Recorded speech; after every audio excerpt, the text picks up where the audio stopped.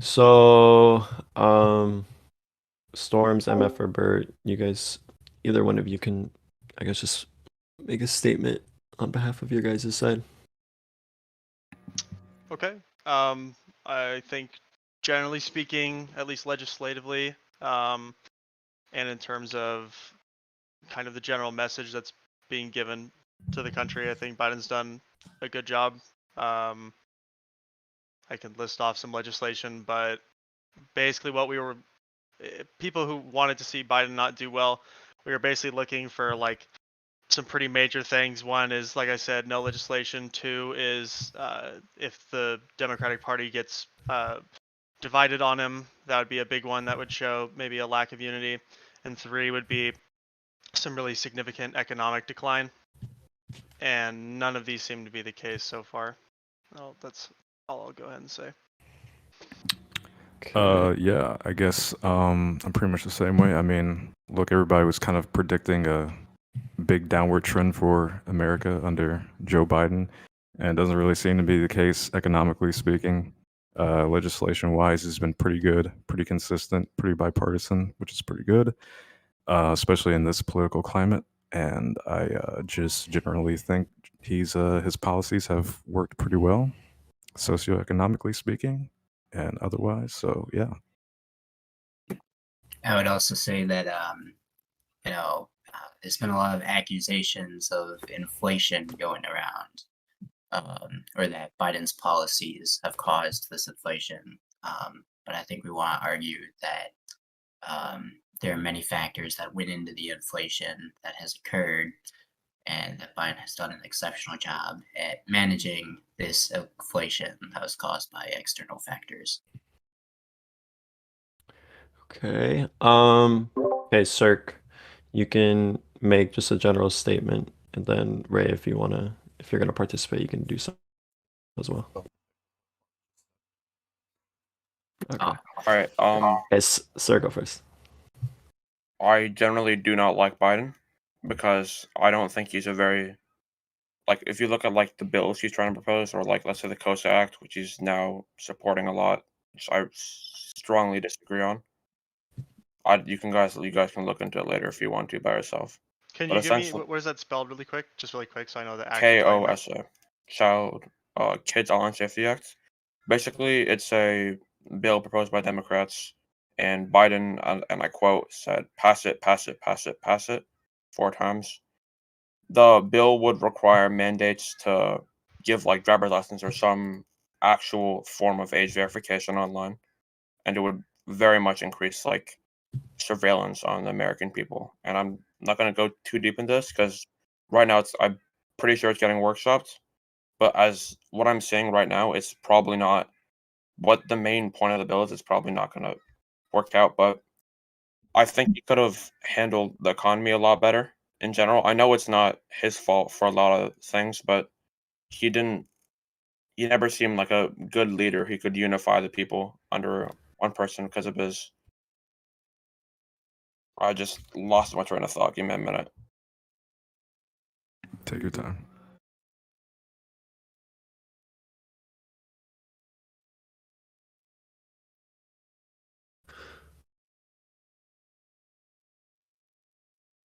Because like is like inconsistencies with his policy. Like he didn't in general support like fossil fuels. He was very pro environmental kind of. But then he went out and then approved the Willow Act. So it kind of sees like on both parts of the Democrat and Republican Party, we see like or like splits in how he sees his thinking, and it just doesn't unite like unify the American people in a good way.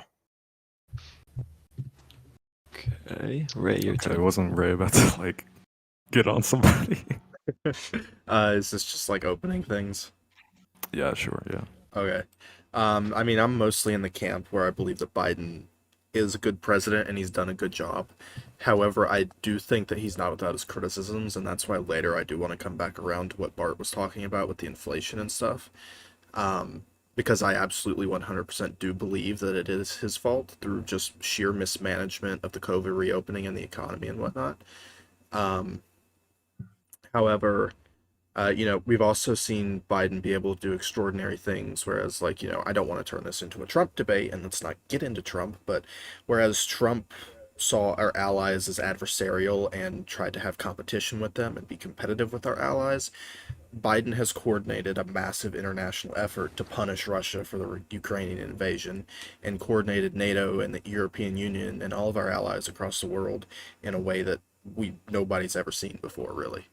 Um, and I think that, aside from his handling of the inflation and whatnot, um, all of his bills that he's passed and his policies have been pretty remarkably good for just American people, even if it is inconsistent with um, like ideology or whatever.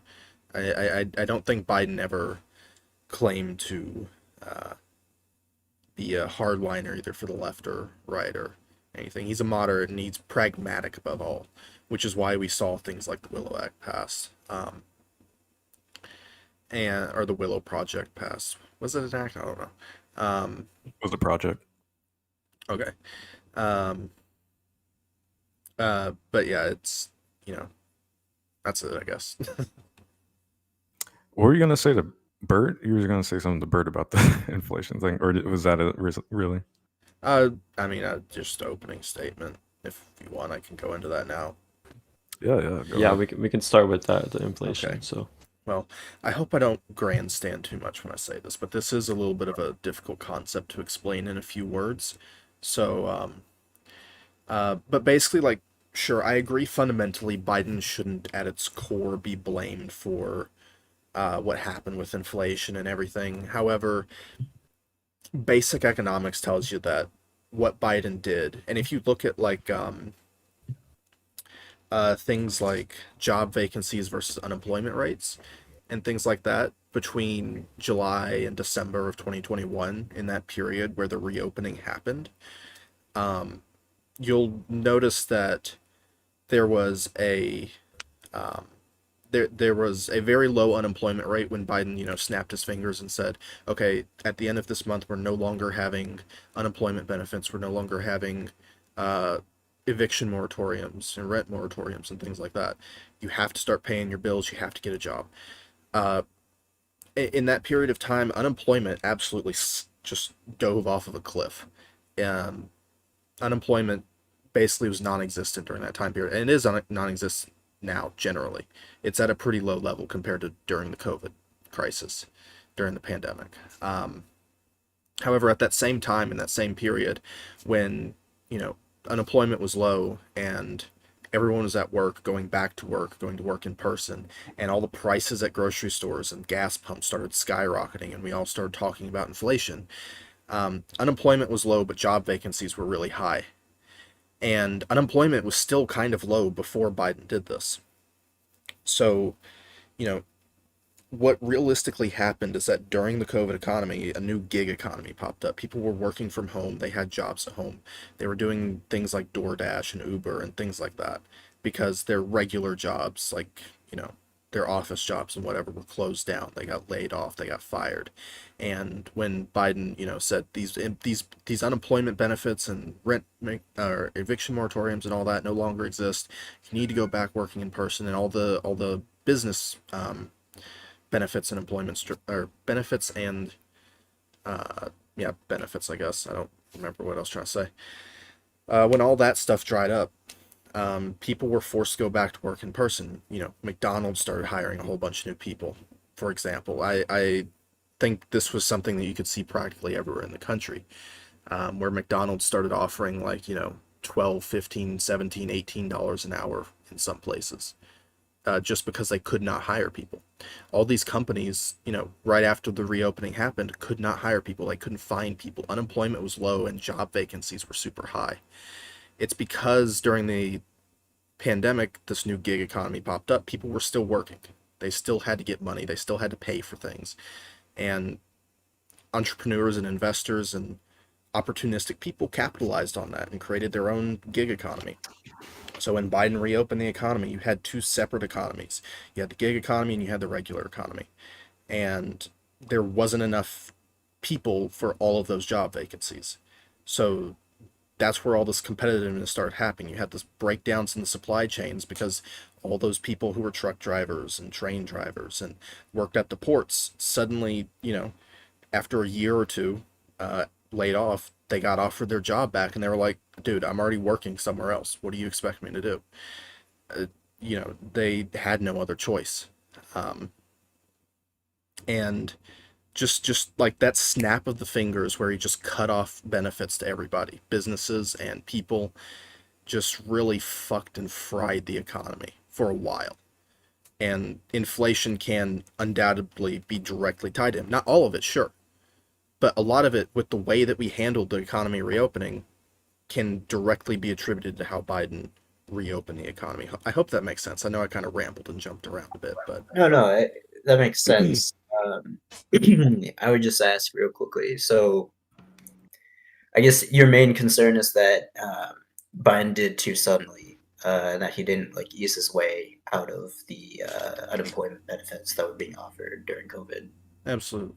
Yeah. And not necessarily just the unemployment benefits, but like the small business subsidies, the loans, all that kind of stuff. Just the stuff that helped prop up businesses during COVID that just suddenly dried up at the end of, what was it, August or September of 2021? I don't remember the exact month. Yeah, I think it was around there. I don't know either, but I'm curious to know. So do you think that? Okay, I'm trying to understand. Mhm. How was the reopening of the economy like at issue for Biden? Like, how was the what could have been the alternative really? I mean, no matter what, you have to reopen the economy. You had to get people back to work, get back into jobs. But during COVID, we had an entire government apparatus set up where we were supporting businesses if they practiced COVID policies. And, they were, hold on.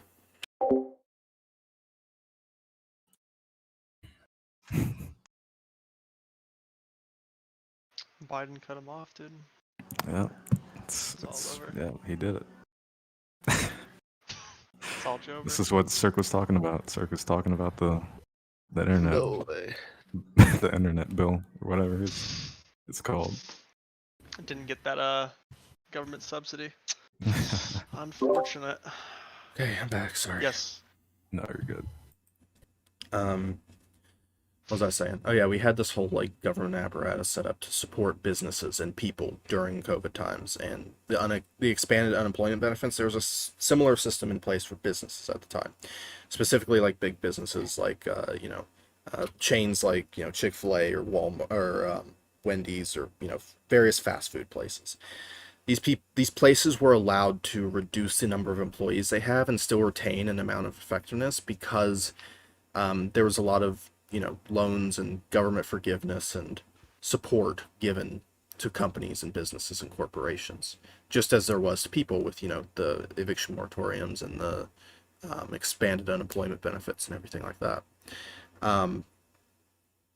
And but obviously the expanded unemployment benefits weren't going to support everybody during COVID. We still had to get money so we could get food and get gas and all that stuff.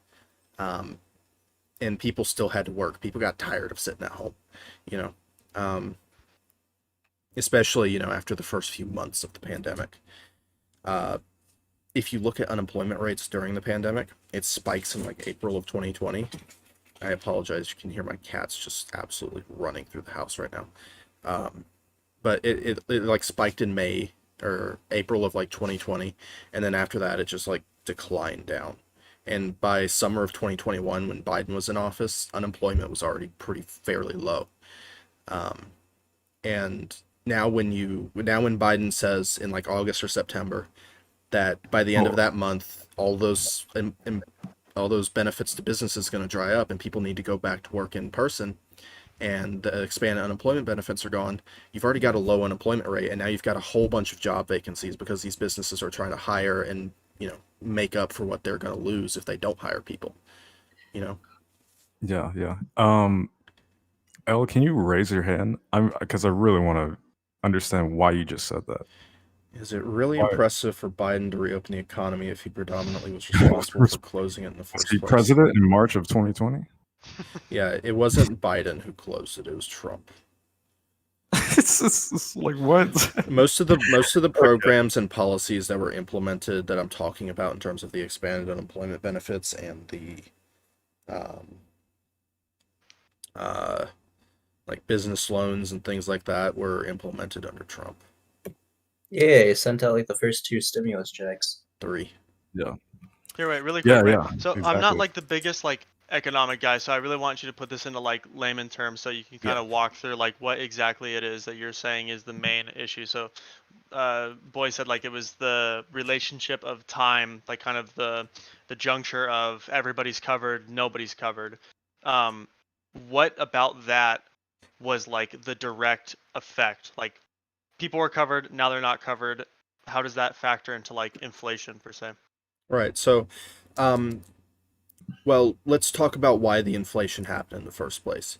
A big reason that you can point to as to why the inflation started to happen is because of supply chain issues. And that's because, well, partly because people were back to work making more money, unemployment was low, and there was a high demand for goods and services now.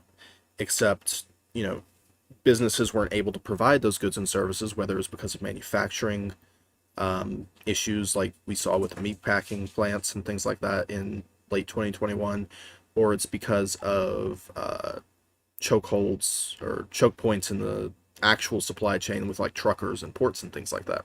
If you remember at the end of 2021, we saw these amazing pictures of cargo ships lined out for like nautical miles, just absolutely beyond the horizon outside of San Francisco and like California. That couldn't deliver their goods because there's nobody at the ports to be able to manage all of this influx of goods. Sorry to cut you off, but Go ahead. how do you believe that those issues, supply chain issues, could affect inflation? Basic supply and demand law, really. If you don't have this, if a business doesn't have the supply in order to meet demand, they're going to raise prices in order to artificially reduce demand to a level that they can deal with. Okay, Well, it's make Biden back isn't at loss, fault right? for that, right? I'm sorry, what? What were you saying, Storms? I'm sorry. I was gonna say I don't think it's like an artificial choice to like raise the price. My assumption is that it's like to reduce the amount of loss that you're gonna be taking as a company. So like Yeah. if you take Yeah, I a mean bunch of that bread, has everybody that benefits, yeah that has a lot to do with it too. That's part of Yeah. like supply and demand law. I just really simplified it. I'm just trying to like get the connection between like what's the direct connection in as lowest amount of words as you can between people being insured. It's just because I'm a monkey brain. Yeah. From people being like insured completely financially and then uninsured, and then tie this into like the supply chain. How do these come together to make like the problem that you're saying? Right. So, okay, in as few words as I can. I'm gonna have to think for a second so I don't ramble. I'm just like super tired today, so I'm like trying really hard to like. No, I got you. Trying to stay tuned in. Yeah. Well, I mean, it's the issue with. Okay. I'm really trying to figure out how to reduce this into bite-sized explanation. Oh, it's all good. Because I mean, I know how to explain it. Just I'm trying to reduce it down in my head.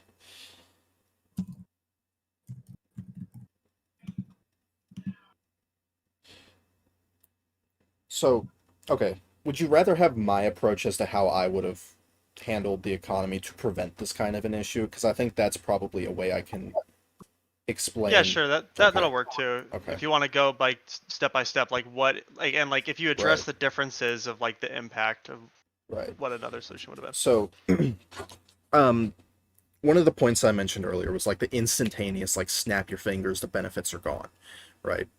And that's a big reason why, job vacancies skyrocketed after those benefits dried up. And while unemployment was still low, because people had jobs, a new economy was built during the COVID pandemic that supported people, but not necessarily, these businesses weren't necessarily getting supported with employees and whatnot. But anyways, so, job vacancies and stuff like that skyrocketed while unemployment was still low. If you had simply, instead of just snapping your fingers and saying the benefits are gone, doing more of a phased rollout or a phased reopening of the economy would have been more effective in reducing the amount of job vacancies that happened all at once. And what were you gonna say? So I just looked up. So the primary pandemic unemployment program. So the CARES Act was the main one. Um, established the primary pandemic unemployment benefit programs, and policymakers extended and modified them through several subsequent measures, including the American Rescue Plan, which President Biden signed on March 11th, 2021. Now, these programs expired on September 3rd, 2021, but half the states had ended some, or in most cases, all of them in June or July 2021. So it seems like these benefits were ended like very prematurely, based like by state, not by like Biden saying like, okay, we're going to end them like a couple months after we go ahead and do this. However, things like the eviction moratoriums, the unemployment benefits, the expanded unemployment benefits did largely end and taper off in July. And let me hold on before I keep talking. Let me find out when Biden announced that rent moratoriums were ending, because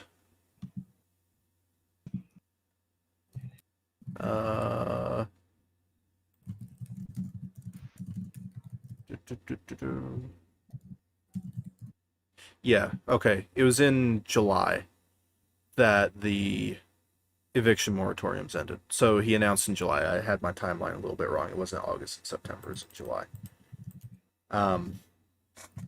So yeah, the end of the middle of summer 2021 is when that all ended.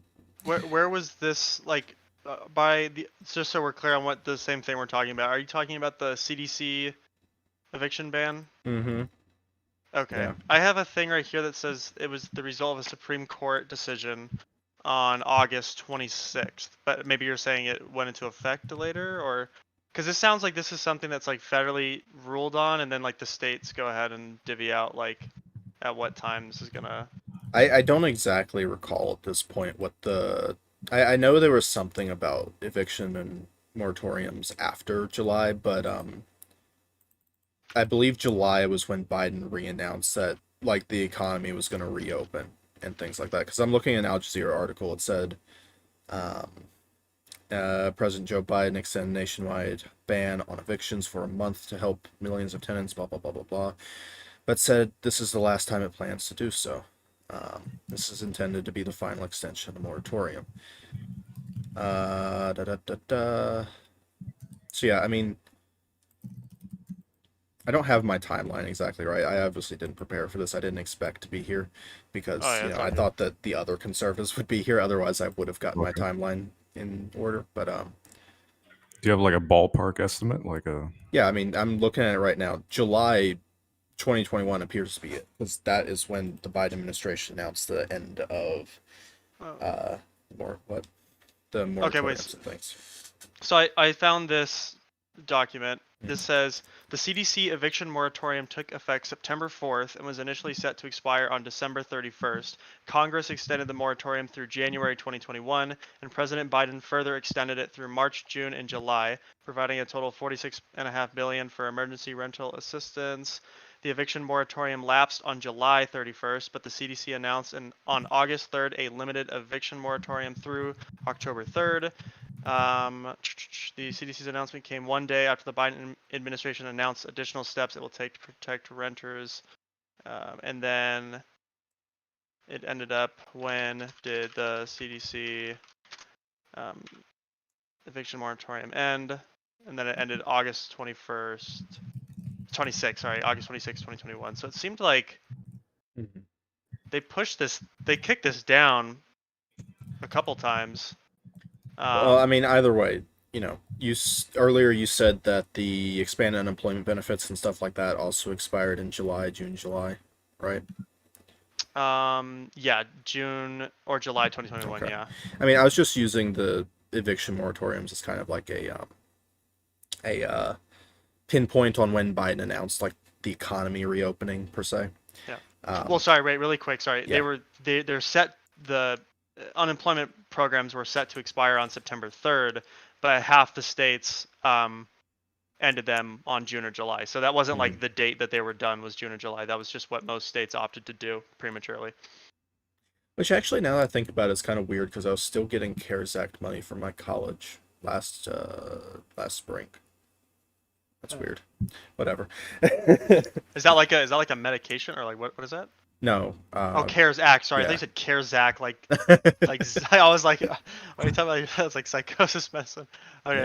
Yeah. Interesting. Okay, so Ray, yeah. are you still going?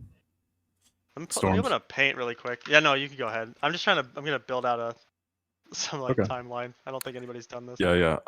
Ray, I was just gonna ask, how do you feel about the fact that small businesses have grown exponentially under Biden in just 2 years? Good. And like in a 2-year time span, I think it's like I want to say it's 11 million small businesses were created. That's good, but I don't know the statistics on this. I would love to know what the amount of small businesses were before the pandemic, because obviously the pandemic was catastrophic to small businesses. So apparently it's exceeding like pre-pandemic numbers. That's good. I want to say it's the most small businesses that have been 2-year time span, probably historically. Hold on. Well, I mean, the thing about saying that is like, we came from a historic closing down of the economy to a historic reopening of the economy. Pointing to these numbers and saying like, oh, well, this is a historic economic growth within like the last 2 years, that's to be expected. I mean, look at what happened to the economy during COVID, during the pandemic, during shutdowns. You can't really pin that on Biden that much. It's just what was going to happen. Yeah, I mean, was sure, that always fumbling irked me. completely, like fucking up the economy and fumbling it completely. Well, there's been like certain incentives, right? There's been certain like policies he's enacted to sort of influence the growth of small businesses and investment in small companies, right? I will say, as a quick side note, it really irks me when like I see like the Democrat Instagram page or Joe Biden Instagram page say like record amount of jobs created in this amount of time or whatever. Like I agree 100% with you, Ray. That's like kind of silly to say that, because obviously like the situational I wouldn't say those numbers, because I know it's like sort of partly COVID influence, but I'm not sure how much this is influenced purely by COVID or if it's in part due to policies. I mean, I believe they're probably tandem. Yeah, I believe it could be tandem. Yeah, I just think though that if we want to, say that his policies have sort of been a detriment to the economy, we also have to look at those things that have been occurring under his administration through certain policies as well during, things like the CHIPS Act and Inflation Reduction Act. I mean, I wouldn't say that Biden's policies as a whole have been detrimental to the economy. He's definitely done a good job of handling the economy. I'm just saying that, I blame the advent of inflation that we had 2 years ago on him, because of how he reopened the economy and the problems that method of reopening the economy caused. So you don't think the inflation was caused at all by any external factors? What external factors are we talking about? Are we talking about how OPEC started gouging the prices for oil? In which case, yes, that definitely had something to do with it. But well, not just that, but just in general with the pandemic, with the supply chain disruptions that happened. Why did we have supply chain disruptions?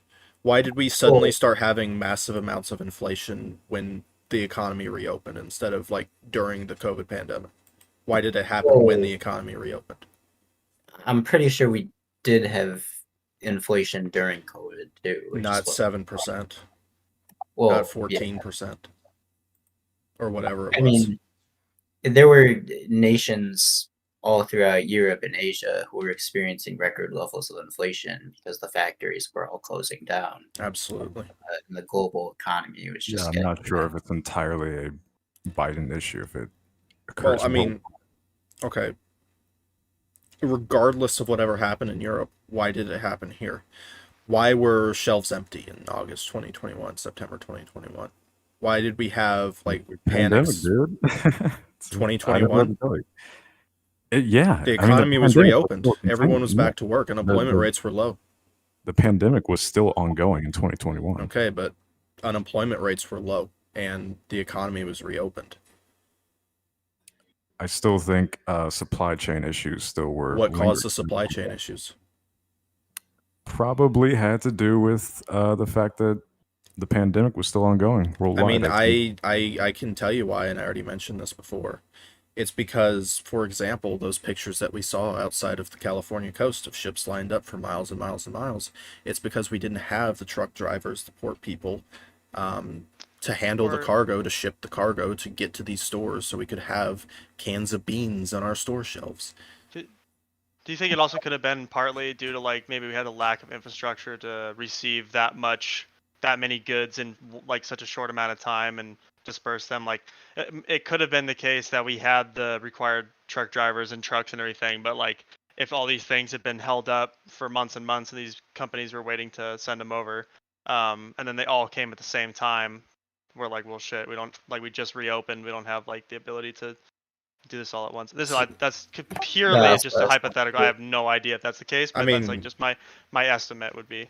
I mean, if it were the case, which it isn't, then perhaps. But I mean, that still runs into the manpower issue, not having the people to do it in the first place. But Okay, yeah. yeah, go ahead. I was gonna say, okay, so you spoke about gig work, like the gig economy. Yeah. This is involving like DoorDash and all this stuff. Yeah. I'm trying to understand, okay, how much blame can we put that on Biden, or how much blame can we just say like, okay, people are just choosing to do gig work Oh, instead? none of that. The gig economy was not Biden's fault, but the fact that it persisted through late 2021 through 20 like summer 2022, however long, is partly to blame because of how Biden reopened the economy. He didn't provide incentives for people to go back to work in person. People were still working at home. People were still doing these jobs like DoorDash in the What gig kind of economy what in kind of general. incentives would you what kind of incentives would you like have wanted to seen? I mean, realistically, what ended up happening at the end of the day was, which also helped contribute to inflation, partially at least based on basic supply and demand law, is that you like okay, the McDonald's example I brought up. McDonald's was having to hire people for 12, 15, $20 an hour in some places just to get employees to run their restaurants because nobody wanted to work there. They all had jobs elsewhere that were paying better. The gig economy paid really well. You can go get a job for DoorDash right now and deliver food for $20 an hour minimum wage or minimum pay. Guaranteed. Like you can go do that right now. And the thing is that businesses really had to compete and fight for employees to try and find ways to bring them back to work in person. I think that a way that we could have reopened the economy and help people move back into the workplace is by offering some kind of, subsidies to businesses to say, hey, like, if you raise your, because like we're unable to raise the minimum wage, your states aren't going to raise the minimum wage. If you offer your employees a better rate, a living wage, a livable wage, we'll give you a grant of money, or we'll give you, some kind of subsidy to help with your business. And we never did anything like that. We never gave these businesses incentives to do that, or to, treat their employees better, or give them reasons for it, or give them the tools that would bring more employees back on board. Don't we still have? Well, no, we don't. Wasn't Huh? well, What? Go wasn't ahead. that triple P? Wasn't that triple P loans? PPP No, loans? those happened during the pandemic to keep businesses afloat. But didn't some of those businesses get more than they like needed to keep afloat? Probably. Okay. Um, No, you go, Storm. But Sorry. the thing is that the PPP loans, there wasn't any kind of requirement that I know of to attach to that to say like, hey, you have to pay your employees more, you have to treat your workers better. Like what I'm saying is if we're going to give money to these businesses and corporations, it should be under the condition that they pay their employees better, give them better wages, etc. But Which is something that didn't we you- did not do. I don't We just think we gave had the them money. I Go don't ahead. think we had the political capital to do something like that. I mean, okay. So I I th- understand what you're saying, but my understanding, and I looked this up just to make sure. Mhm. It seemed like it wasn't so much that like people were just like choosing not to go work because like the average place wasn't paying enough or whatever. It seemed like our savings rates like per citizen were like skyrocketed during COVID, and so my guess would be is that the average person was okay after all the stimulus, after all the saving they had done, to not work for a little while, since they're like kind of weighing the option of like, do I go back to work and like chance getting myself sick? Maybe some of these people had been taking care of like family members who had gotten sick, and so they're kind of like weighing like the cost benefit of like, I have enough to be okay for now. Do I want to go back to work? And like the chance, since this is still like COVID's still a pretty big deal, at the chance of, like getting sick, getting my family sick. That would be my guess. Sure. And I mean, you can still put the blame on Biden and, Democrats in general for that because of how they ended the COVID programs and just snapped their fingers and said, okay, rent moratorium's done, go back to work in person now. You're not getting any more benefits from the government.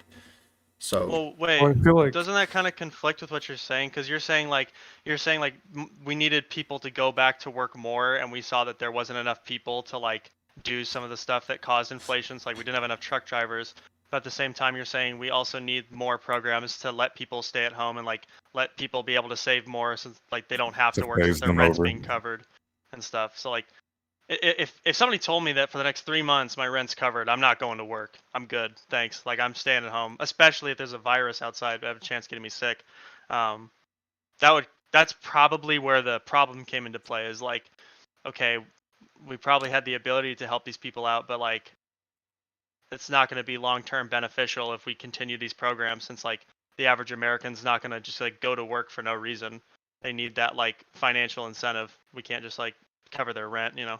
okay, well, assuming all of that is the case, which I disagree with you, but I'm going to look at U.S. Chamber of Commerce right now. We still have a labor shortage right now. There's 9.8 million job openings in the U.S. and 5.9 million unemployed workers. I hear you typing. I'm just going to post it in the chat so you can see it for yourself. Okay. And I want to ask you, like, if that's the case, right? And it has nothing to do with the fact that, people already had jobs. And there were massive amounts of job openings, job vacancies, while there was a very low level of unemployment. And people were working. They were just working from home or working in jobs that paid better than what they had before. Assuming that's the case, right? Then why are we still having a labor shortage? Why is this phenomenon still going on? I need to read this really quick. Leisure and hospitality lost 1 million. I do want to ask you something while he's reading that, right? You mentioned that we didn't give like the businesses, or we didn't like incentivize like businesses to create these things like raising of wages or to attract more workers. Mm-hmm. But you mentioned earlier though that you saw places like McDonald's raising their to $12 an hour. Right. So I'm trying to like understand. Okay, I mean, that was they done were purely based off of private market incentives. Of course, that was going to happen. That was a natural course of things happening. Yeah. But, I But mean, go but they ahead. did raise the wages though, right? Yeah. Yeah, absolutely. I'm not denying that they did. Yeah, I don't know, cause like for me, so like I lived in just for like about a year, I just lived in North Idaho, and it's like usually places like you can tell which places are like like they never raised their wages, and then who did, like pretty easily. And like most businesses have crazy new wages, but like you'll see like a company will be hiring for like $8 an hour, and then like McDonald's will hire for like literally $18 an hour. So it probably is the case that like when you're talking about like the people who are missing from the workplace, Hmm. again, like I don't know how this generally works because again, like I don't have like a lot of versing in like economics, but that might be part of the reason is that like maybe some of these small businesses like really like had a huge burden of like getting some major financial like destruction on their end, and then they're not able to like keep up with like the bigger businesses that can pay more for which is why wages. ties into the incentive programs that I was talking about. Every year, the executive branch, Small Business Administration, is given block sums of money to give as grants or loans towards businesses. There's no requirements on how they give those out. The Small Business Administration can choose how to appropriate those funds generally. Sometimes there are requirements, there are certain programs and things like that, but they have general grants, and you can go right now if you want to and go talk to the Small Business Administration and apply for a grant or a loan. Okay. We should have made it so that, if you wanted money to be able to support your business, you should pay your workers better, treat your workers better, add requirements, say, hey, if you want to stay competitive in this economy and you want this money that's going to really help your business out, then this is what you need to do in order to get the money from us. But would you say, I'm sorry to cut you off, Storms. Sorry, I just saw this really quick for small business loan in 2019. I guess this is before, or actually no, this goes into 2020. I would like to see 2021. In 2019, approximately 43% of small businesses applied for a loan, a number that dropped to 37 in 2020, and then only 34 of small businesses applied for a loan in 2021. So it seems like maybe these businesses aren't applying for these as much. Like I don't, or these grants, I guess. Yes, I couldn't tell you. All I'm saying I'm is not that sure why this would be the case, but I don't either.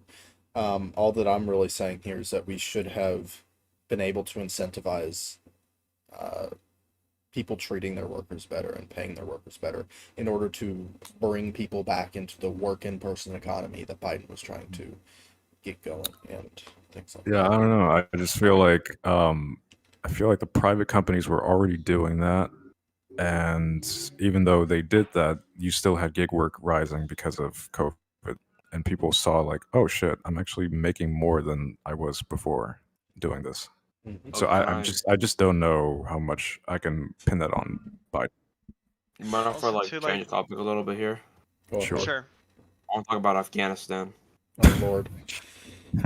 Okay, It so was good. It was fine. It was We fine. should yeah, we should okay, stay, well, and we should mine have is invaded fine. Iraq but again. like This is fine a as lot it of could. people, this is where I see differently because I like Middle Eastern politics a lot. A lot of people like see Afghanistan as like a we stay forever or we move type thing, but I think personally that there was like a different option because I don't know if you guys have heard about the Doha Agreement or whatever it was. Yeah. The United States in not in the United States, Joe Biden in I think it was April decided to announce like a basically an unconditional withdrawal from Afghanistan. And since he was a new president and Trump had kind of badly negotiated the Doha deal, he was perfectly in his right of power to try to be able to renegotiate, try to pressure at the Taliban into like, maybe like making sure women can actually go to school or trying to make sure that their entire country doesn't starve, which is what we're kind of seeing right now. There's 23 million people who are How at would we critical enforce risk of that? food shortages. Only The thing around is, like 27% of them have proper access to water. And I feel like in general, because I'm probably a bit biased, because I've known people from Afghanistan, that I feel like there was probably America should have ensured like a better outcome. Like, how would we? Are you saying we should have stayed there, or we should have I'm not saying left we on a should have better stayed there. deal? That's not what I'm saying. I'm So saying we that just leave on a better deal. yeah, and I think the How would we fact that enforce that? I think we should have stayed We- there. or How we would could have we? stayed, or we could have stayed. Okay, Those so are the like options. let's say we leave and we get a better deal. How do we enforce that they agree to that? Basically, if I don't know, man. I'm not like a senator or something. But I like don't think that's even remotely possible that we could do that. it is It's it like, is possible. guys, I don't don't rape think your so. women. We're gonna leave. When we leave, you guys better not. Anything? Don't do Hey, it. chill it. You better Chill not. out. Like I don't think that's feasible in any Yeah. sense. Um, Now, if we stay, now we run into the problem that we've been in for the last 20 years, where like we have this really like good idea of like making sure that the Taliban don't do all this crazy shit, but at the expense of what? Like, there's a lot of resources. There's a lot of like back and forth. We're not getting really anywhere. At the core of it, the Middle East is just fundamentally like in shambles, just because of like their lack of doctrine politically and lack of like understanding morally between peoples. I just don't honestly like it's fun to talk about. Like I always joke around saying like we should invade Iraq again and like do all that funny stuff because it's like, dude, we can fix them. It's kind of like the I can change relationship them. meme. Yeah, it's like the I would relationship agree meme. It's with like it. I can fix them, but like I fundamentally think there's like something wrong with that region. Yeah, Okay, I I was think gonna the say we Taliban was could always kind of gonna take basically control what of I that. was gonna say. We could negotiate. I don't know if you guys know what infra is. Basically, people from Ghana. We could negotiate a peace deal between Afghanistan and infra, or whatever the hell it was called, and then we could have pressured Taliban into signing peace deal into that. That's where we could have put more of our. I don't know though. I don't know if the Taliban would have accepted being pressured. I mean, it just seems like we were already on a thin line with the Taliban.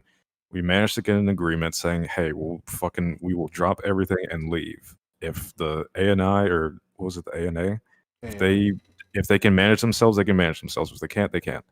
But there's just no way we could have just stayed in there and like done like a slow phase out or anything of the sort. We had to get the fuck out, so we got the fuck out. Didn't the Taliban say too, like at first, that they were going to allow women to like they're not going to change anything dramatically, that women are still going to be allowed to go to schools and they're going to be like it's going to be normal, and then like a couple months later it went right back to like the old way of Yeah. governance. They were Did I saying remember that that- wrong? That's like it. No, Yeah, that's you're right. right. They were saying that as like a way to help usher us out the door. So, Yeah. So I just don't like, even if we were to get like some sort of deal with them where we put on paper like all these things that we want, of like you're gonna have a ceasefire with these people, you're gonna have a peace declaration with these people, Right. you're gonna abide by these rules. As soon as we Look. leave, like how do we maintain us making sure they do this? Let's say it didn't work hypothetically, then we had a moral responsibility to try to negotiate a deal. I would prefer that we tried, it didn't work, then 100% it's not going to work. We shouldn't try it at all. Well, we kind of I did for think in 20 that years, scenario, didn't then we? that's just the better option. Or we could have stayed in Afghanistan, which I decided maybe I shouldn't bring that up because there's like a moral, there's like a moral like dilemma between that. so I mean, it sounds like we did try though for 20 years, right? I We kind tried of to want like fix them. I kind of want to jump into this a little bit. First of all, just to jump over and respond to what Elle said in the text chat, the reason why we left our equipment there is because, one, the stuff that we did leave there was sold to the ANA, or it was broken. And when I mean sold, I mean we actually got money back from it. And two, because it's more expensive to transport that equipment back to the United States or back to a U.S. military base than it is for us to just produce new equipment. Like literally, we can go and dump like half of our stockpile in the middle of fucking Chad in Africa, and it'll still be cheaper to produce a replacement for that stockpile than to bring that stockpile back. But anyways, so we're kind of treading into the idea of staying in Afghanistan, and that's something I begrudgingly, and I emphasize begrudgingly, agree with on multiple grounds. And I think it is very much a moral issue for me, because I don't want to stay in Afghanistan. I think the whole war was a waste of money. We should have left in 2011 after we got what we wanted and killed Osama bin Laden. That's it. Okay, That hold should have on. been Wait. Elle, you're just wrong. The equipment, they sabotaged the equipment, and we left from equipment with the ANA. So if they couldn't, if they Guys, the ANA lost, they lost. Some of the equipment equipment was functioning. If you're talking about things like the helicopters and whatnot, a lot of the helicopters and like planes and stuff that we left behind were in disrepair or broken, and that's why we left them behind. But a lot of the stuff we also sold to the ANA. It doesn't have.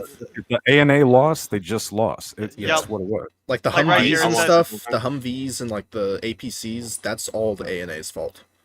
Yeah, really quick. It says right here on this BBC article, it says a total of 73 aircraft, nearly 100 vehicles, blah, blah, blah, were abandoned by U.S. troops as they pulled out of the deadline, blah, blah. U.S. Central Command head General Kenneth McKenzie said it had all been rendered impossible to use. Yeah, I want to say quickly.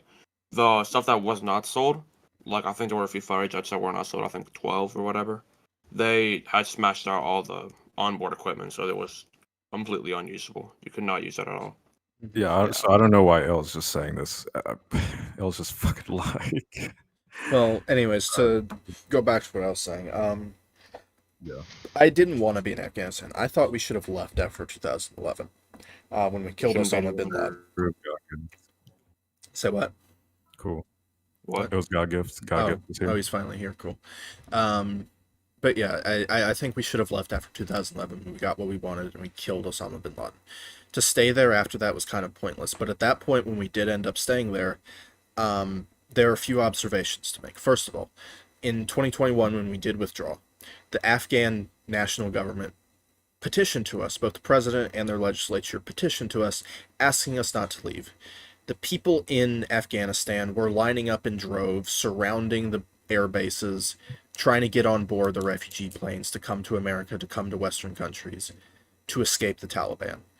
It's clear that the Afghani people didn't want us to leave, both through their government and through their personal actions, right? And it's also worth noting, of course, that our occupation of the territories that we did control in Afghanistan brought an immense amount of security and stability to that country that we haven't seen since, we started funding the resistance against the Soviets in the 80s. Of course. We helped rebuild their education system, give people rights and access to education. We gave them infrastructure, clean water, food sources. We helped combat corruption and crime in their country. Our presence in their country overall made it a better place. So, for us to withdraw in light of all of that, realizing what the Taliban would do and understanding that we're throwing the Afghani people to the wolves against their own wishes, I just, I begrudgingly don't think that we should have left Afghanistan. Regardless of whatever costs it may have incurred us to stay there for the next 10, 20, 30, whatever, how long years, what we should have done is stayed there until they did what Iraq did, which was Iraq in 2018 or 19 or something like that, asked us to leave. They said, we have the capacity on our own right now to handle security and stability in our own country. We don't need you here anymore. Thank you for the role you played and all of the stuff that you helped and the money you gave us. We don't need you here anymore. And we left. Our leaving, when we left Iraq, that was completely on them. That was conditional. They asked us to leave. When we left Afghanistan, we threw them to the wolves. They didn't want us to leave. Completely different scenarios. So I don't know if we threw them to the wolves per se. Well, I mean, look at what the Taliban are doing. We attempted to nation build in fucking Afghanistan for 20 years. Okay, we literally gave it our best shot. The ANA couldn't handle it, so they lost. Well, and a big part of why the ANA fell apart when we were leaving is because we just announced that we were just leaving, and the ANA were demoralized. People left their post and deserted immediately. Like, the front lines immediately collapsed moment that we announced that we were leaving. There's nothing we can really do about that, though, right? Yeah. I mean, we've. What I'm saying is that our leaving, we were seen as the protectors of Afghanistan. We gave them stability, infrastructure, security, education, all this stuff. And when we decided we were just going to outright leave, that completely demoralized the ANA because they no longer had air support, they no longer had artillery support, they no longer had anything that they needed to survive. And now the Taliban were coming, and the ANA didn't have anybody back there to support them. And, it's very much a psychological thing for them as much as it was like, sure, maybe it was our problem that, we failed at nation building for 20 years. But at the end of the day, just leaving like that completely destroyed the ANA's morale and their organization. At the end of the day, the most important part of this all was there any political or social support for us to stay there? And it clearly seemed like there wasn't. You had like one of the most conservative, I don't even know if you want to call him conservative, but like you have Trump wanting out, and then you have Biden also agreeing to let's go out. So it seems like just that alone, you have two like totally other sides of the spectrum, political, figures deciding that we're going to pull out of this. And the only problem that anybody really had with the whole Afghanistan thing in the USA was maybe we could have done it a little bit better, but that's even debatable. I just don't like. I understand where there's like the moral whatever question of it, but like the fact of the matter is like we don't just get to unilaterally choose like whether we stay or whatever. Like this is something we have to agree upon, and it seemed like we had reached a point in our country where it's like we can't do this anymore. This is a waste of time.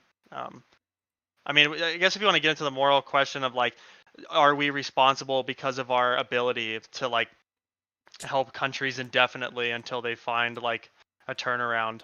I think You're gonna go into some really gray, really difficult waters there, like choppy waters with like yeah. politically like moving about that because like that's Yeah.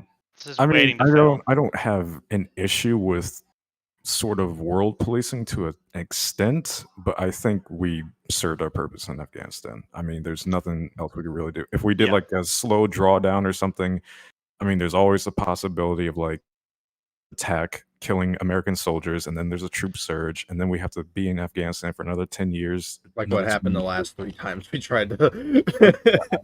Yeah, I don't think there's just any viable reason to I stay mean, there. I mean, I fundamentally agree that, like, withdrawing from Afghanistan was inevitable. There was no longer political or social support there, for us to stay there, and that it was a long time coming, and it was going to happen no matter what. But I mean, just at a fundamental personal level, I disagree with our decision to withdraw from Afghanistan, and I do think that what Biden should have done is taken the Doha agreement that Trump made with the Taliban and torn it in half, because what Trump did in signing the Doha agreement was negate 30 plus years of American foreign policy, which can be summed up with the very infamous phrase, "We don't negotiate with terrorists." I mean, where did it get us? Like, it didn't get us anywhere. Like, if it Yeah, was the case that we saw, like, because I know you're saying, like, food, water, shelter, but, like, we didn't really see any, like, significant increase in, like, the standard of living for Sure we Afghanistan did. from when we... Well, I mean, like, We did. you can get, like, basic stuff, but, like, Afghanistan doesn't look like any other country in the Middle East that's, like, semi-okay. The place is literally still, like, a war zone today. It, like, never once got to the point where you could go and travel to Afghanistan and like you'd be fine. Like it from day one to the last day we were there, it seemed like just absolute hellhole. It just I don't know. We didn't see any results. That's the bottom line I problem. mean, the country had been facing political instability since the 1960s, and they had already faced a major invasion by the Soviet Union, followed by insurgent groups that, completely destroyed the country for the next 20 years until we got involved. And so, yeah, of course, the country looks like a hellhole. We weren't going to turn it into a first world country, but the standard of living in Afghanistan absolutely did increase. We ensured food security, we ensured water security, we ensured education security, we ensured combativeness against corruption. We ensured that people were I mean, able yeah, to these create a things, business, were yeah, able to create a living, were able to live their lives without these things, fear of war and dying in, a fucking yeah, RPG strike. these things, they come naturally with our presence being in any country, right? So, I mean, I Yeah, just don't think there's, I don't, yeah, I it's mean, like like an we said organic before, thing. yeah, like we said before, it's just hard to really make the argument for staying there longer than we need to when, there's always a possibility of American life being lost. And I think above all else, that's what we care about. Yeah, like I don't know, like if we're just artificially making a country like safer, like I don't know if we have like I don't know if that gets us anywhere. Like Yeah, we again, if it tried. was We literally yeah. tried I with mean, them. Afghanistan doesn't even like it's not even governed, but like even if we instilled like the best government possible in Afghanistan and we kept them afloat, like Afghanistan isn't even governed by like a central government. Like they're literally still governed by factions to this day. Like every like section of Afghanistan is ruled by like a different clan entirely. So it's like we never even got to the point where we made a unified country, which is like physically impossible because of like the terrain and kind of the again like all the differences in religion and peoples. Like it's just fundamentally there's a huge issue with Afghanistan and like I don't know. It's the same thing with Israel and like Palestine. Like I just don't. You have a fundamental like disagreement between two people on like hundreds of years of issues. There's nothing we could do. That's like their own shit. They got to figure out. Yeah, but when we invaded the country like 2 decades ago, I feel like we kind of accepted partial credibility for what happens there. I think especially when we create systems like governance, like we are the ones responsible for the entire republic there. We made like hundreds of thousands of people dependent on us in that system. We told them you will collaborate with us in exchange we'll give you opportunity, we'll help build up a democracy. And then I think the issue is like not only did we withdraw, but we also backstabbed everyone that we worked with in the process. You know, like 405 the people that collaborated with the US government like experienced like real valid threats for the people there. So Okay, that's where I like are you referring to like translators? Is that what you're referring to? translators, like other people, like security forces, all this stuff. So You I'm not know, like someone that thought it should have continued, but I guess I don't understand. Like I know it's not really on Biden. Like obviously Trump planned the entire withdrawal. So it's not really like a political issue. I think everyone acknowledges it had to happen. Like we had to leave. But is that really the best way we could have done it?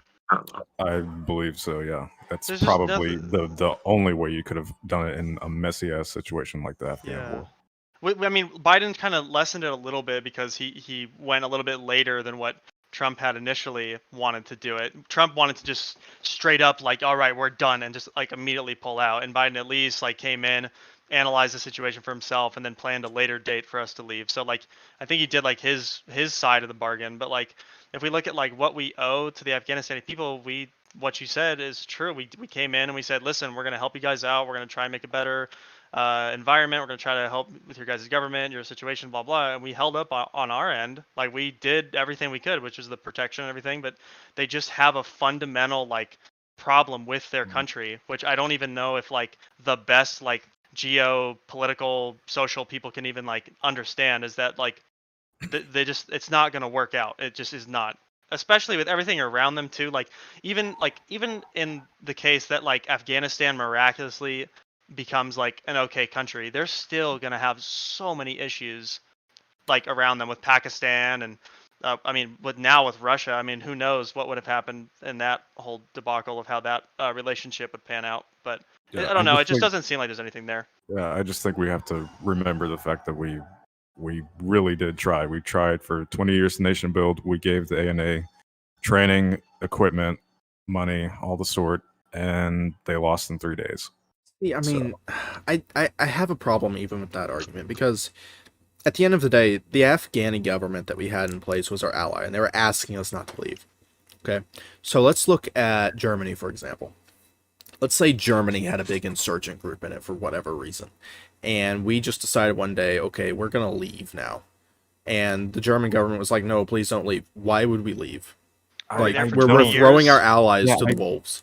I Were we don't there know. for 20 years? Yeah, were we there? If we were in Germany for 20 years trying to exterminate the insurgent group, and then they were still there, be like, you know what, Germany, you know, fuck it, dude, I'm sorry, we've been here for 20 years, but we can't do anything. You guys got to figure this out. I mean, like, if that we, would be my stance. it feels more complicated because Germany is just fundamentally different than the Middle East. But yeah, Okay, if I entertain the hypothetical, and if we're like we're 20 years in on Germany, we've occupied Germany, we've tried to like nation build them, and then they have like, I don't know, a group of insurgent Nazis, and we give the German government our training, our dollars, equipment, and we were like, hey, we're about to leave. Be as prepared as you possibly can, and then we leave, and then they fall in 3 days. I mean, there's nothing we can really do. We've been there for 20 years. We tried to give them. Yeah, I agree. I mean, there's no like moral obligation or responsibility for us to stay there at all. There's obviously a consideration morally, of course, as you always do underneath governance. But at the end of the day, there's like a pragmatic decision you have to make. I mean, like underneath like the guiding principle of like what's gonna work. That's like the main. I mean, like my issue. main question is why we didn't help the people that collaborate with us at the very least, why we had no empathy extended to people that actually did believe in what we were trying to do there. And that's a good point because I say this a lot, but I live just a few minutes north of a federally designated refugee town called Clarkston, Georgia. A lot of refugees come here, and during 2021, there were a lot of Afghanis who came in, and I volunteered to help them move in and move around and find jobs and things like that. And I guess that plays a lot into my consideration for why I don't think we should have left, because I've actually talked to those people who came from Afghanistan and met with a lot of those people. At least the ones who came here to my town. Sure. I mean, I yeah, mean, you can come from a yeah. place like I understand 100%. It sucks. That's like just war and like the state of these countries in general. It's Right, but horrifying. the thing is, right, is if we had stayed there, it would have nothing would have changed. Those people wouldn't be here. They wouldn't have had to move all the way across the world to a different country because we decided to leave and throw them to the wolves. I mean, if we occupied every country that's going underneath like crazy issues right now, they probably would be a little bit better off. But like again, you're gonna go head first into the brick wall of is this pragmatically possible or is this even like a worthwhile political thing for us to do? It sucks. Like the fact of the matter is that America seems to be given the burden of all these issues, but like nobody ever asks like, is it moral for these countries to like beg and like rely solely Storms. for America? What's I up? mean, We're literally accountable for that burden. Like the Taliban or not, they were a sovereign nation before we invaded them post 9/11. Like it wasn't like and that's the and that's the Taliban in Afghanistan just and came that's to fine. us Yeah, and that were is our asking us. mistake. I don't think anybody's going to disagree that Like that's our mistake. We I shouldn't guess have I'm just done that. confused, like why Storms feels like there's no obligation, like whatsoever. Like it's just like they wanted our help, and they don't have a right to expect that when their The entire thing is, we nation gave is them our built help. upon that. That's what Yeah, we did. We gave them our help. I mean, we won't disagree that like we shouldn't have been there in the first place. I mean, I don't think anybody's going to agree with that. Hopefully, but I mean, we gave them our help. We did do that. yeah. What I'm saying is like because Ray's talking about like the moral obligation. So I'm Yeah. speaking strictly like morally. If you concede that a country is morally obligated to help every country that's in need or like really requests our help, then like it's all over in terms of like the geopolitical landscape. Like if you tell America, okay, you guys are able, that means you must be willing. It's just like where does that leave us? That's not fair to us to say no matter what we have to be there and we have to I help just them. mean we were there on false pretenses, and we were there for 20 years. And at Yeah. that point, Regardless, it was we just didn't need to be there any longer. We had to get the fuck out. So like regardless of like your guys' opinion on like what we did, like the reality is a lot of people, like the majority of Afghanistans were actually like incredibly liberalized in these 2 decades. Like there was still, yes, like the Taliban still existed, they still had support, but I don't think their support actually like the general public opinion wasn't incredibly like third world or like anything we'd understand as that. Like I think if and you that look at the It's polls, like a incredibly majority of third them world. disagree. It's yeah, I incredibly don't. third world. What I'm saying is we did progress in a lot. So like I guess I have a hard time like when we come into a country and we actively push a worldview that can't sustain itself because whatever reason locally, but still most people there believe it. And then like when it just gets difficult, we realize like, well, even though most people in Afghanistan probably would still want us here, like it's just we have The thing is that the Taliban is not like you have like to a make pragmatic pushover. decisions. But is that morally acceptable? I don't think so. It's just that the Taliban is not like a pushover group, right? I mean, they're pretty well funded, they're pretty well trained, obviously, and we attempted to do the same thing with the Afghan government. But the issue is that even despite the fact that we tried really hard with them, we were there on false pretenses. And we were like, okay, we have to get out because if we stay here any longer, we could put American lives at risk for another troop surge, which we don't want. And at that point, we had just stayed there for far too long.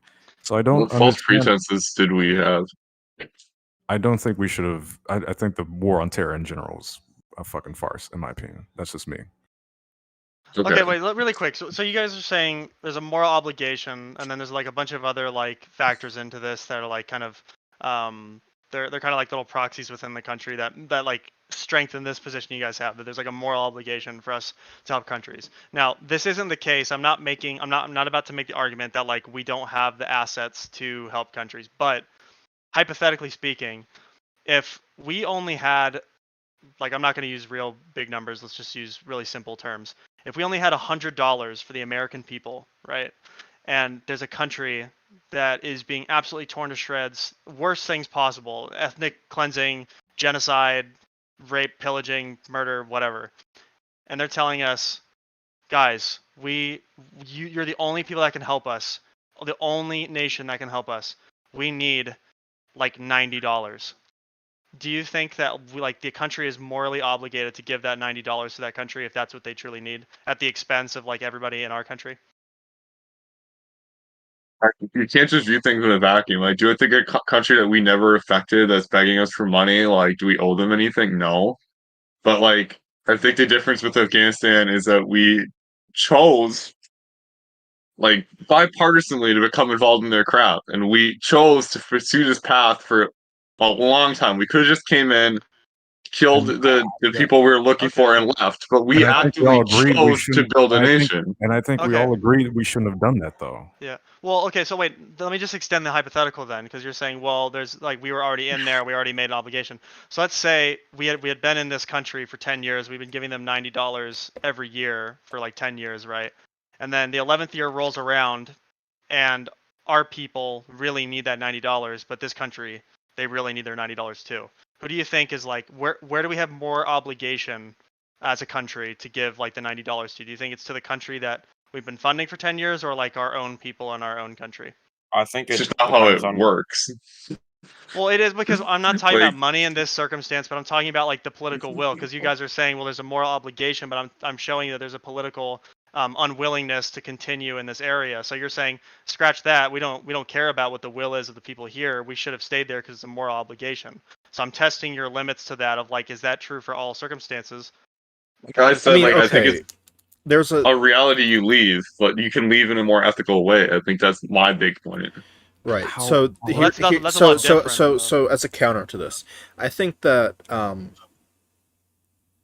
given the $90 example, you only have $100, you have to give 90.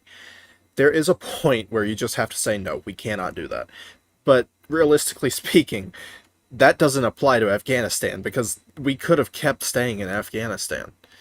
We could have kept supporting Afghanistan. It didn't cost us 90% of our budget to do that. We didn't. We left Afghanistan and our military budget didn't fucking move. So yeah. Well, I think what the I'm- greater I conundrum. mean, I know what you're saying. I know what you're Yeah. saying. The analogy you're trying to make. I It's think just. I think Go ahead.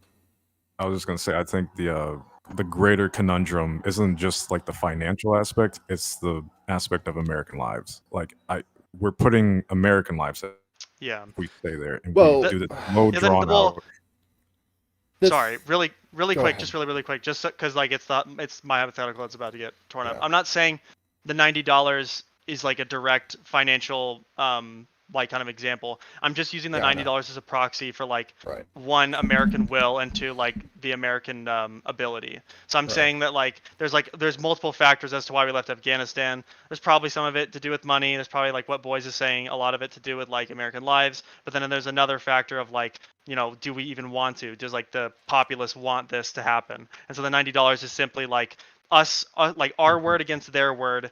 If you're saying we're morally obligated to help them, then you're basically saying that above all else, other countries' words are valued above because we have a moral obligation to those people. Of course. I mean, I completely understand the analogy you're saying. Like, spoken policy for like decades. So Well, I know the pulse. I know the analogy you're saying, and like I was saying, I do think there is a point where we just have to say no, because it does become exponentially costly for us to do it, and it's exponentially detrimental. That's what I meant to say. It becomes exponentially detrimental for us to be able to support these kind of countries and whatnot. But I also don't think we reached that kind of point with Afghanistan. Sure, the political will and the social will to stay there wasn't there anymore. But if the American president decided that, like, hey, we're not going to pull out, Congress never, ever fucking would have been able to find the political will, even with all of the opposition within Congress to staying there, and with all the opposition in the American people to staying there, Congress would not have been able to find the muster to pass a bill to get us out of Afghanistan. That was completely the president's decision. Okay. And it wasn't exponentially detrimental at that point. It wasn't a $90 out of $100 example. I understand what you're trying to say, but it just wasn't that. It wasn't detrimental to our own people to stay there. And in terms of the argument that the MF Boys is making in terms of American lives being lost, we went there in order to save American lives because of 9/11. We went there to I- go find the people who were attacking our country and our home soil. And we did that. Yeah. Yes, we did that. And like I said, we should have left after 2011, but we stayed there with the choice and in 2014, we decided to withdraw from the front lines, and we're going to say, okay, the ANA is going to take the front lines. All that we're going to do is provide training, logistical, and aerial support. That's all we're going to do. And that's what our role in Afghanistan was limited to. That is all we did. Correct me if I'm wrong. Okay, I want somebody to Google this and correct me if I'm wrong.